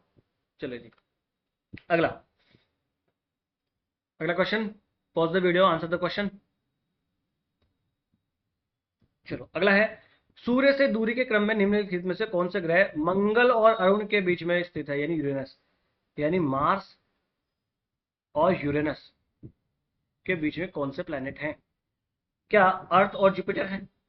क्या जुपिटर और सैटर्न है? क्या सैटर्न और अर्थ है? क्या सैटर्न और नेपच्यून है? बताओ। देखो क्वेश्चन ये यूपीएससी के प्रीलिम्स में क्वेश्चन है, आज ही पूछे जा सकते हैं। और अभी आपको इजी लग रहा होगा, पर जब रियल में पूछा जाएगा ये भी टफ होगा, बहुत सारे बच्चे ये भी नहीं कर पाएंगे, क्योंकि इसको हल्के में ले लेते हैं। कभी भी यूपीएससी के सफर में किसी भी चीज को हल्के में मत लेना। तो देखो इसके चक्कर में पड़ना ही नहीं ना। हम क्या देखेंगे सर, ये सन है अपना, और सन से यहाँ पर देखेंगे, यहाँ पर है मर्क्यूरी, वीनस और Mars, asteroid belt, Jupiter, Saturn, Uranus, Neptune, Kuiper belt, Oort cloud. चलो जी, अब देखो क्या पूछा है, मार्स और सैटर्न यूरेनस के बीच में, मार्स और यूरेनस के बीच में, ये तो रहा मार्स और ये रहा यूरेनस, इनके बीच में कौन सा प्लेनेट है? क्या यहाँ पर पहला है अर्थ और जुपिटर, तो क्या अर्थ होगा? नहीं, अर्थ तो यहाँ है तो नहीं है। क्या जुपिटर और सैटर्न? क्या जुपिटर और सैटर्न? बिल्कुल, देखो जुपिटर और सैटर्न ये रहे तो, है ना, तो बाकी के प्लैनेट्स अपने आप ऑप्शन गलत हो जाएंगे। अगला क्वेश्चन, इजी से क्वेश्चन है, which one of the following planet has the largest number of natural satellites on moon? कौन सा ऐसा प्लेनेट जिसके लार्जेस्ट मून या सैटेलाइट्स हैं, नेचुरल सैटेलाइट्स? क्या बृहस्पति के हैं, क्या मंगल के? तो मंगल और शुक्र को तो वैसे ही कर दो, क्योंकि शुक्र का तो एक भी नहीं है, मार्स के दो हैं, और इसके मैंने बताया था 101 और इसके मैंने बताया था 274 के अराउंड, कुछ ऐसा है मैंने बताया था अभी, याद रखो सबसे ज्यादा। अब देखो यहाँ पर नंबर नहीं पूछा है, क्यों? क्योंकि नंबर तो गलत भी हो सकता है ना, कल को और 5 मिल जाए तो नंबर का तो गलत हो जाएगा आपका क्वेश्चन फिर कल को। तो क्या होता है कि इसमें क्या पूछेगा, ज्यादा किसके हैं, तो नंबर भी दिख लेगा, तो एक का 101 है, एक का 274 है, इसके मान लो कि 50 और मिल गए, उसके नहीं मिले तो भी तो ज्यादा इसके हैं ना, तो ऐसे में सैटर्न जो है इसके सबसे ज्यादा है, तो आंसर क्या हुआ, सी इसका आंसर हुआ। और इसी के साथ ही हम आज का सोलर सिस्टम वाला जो चैप्टर है वो यहीं खत्म करेंगे।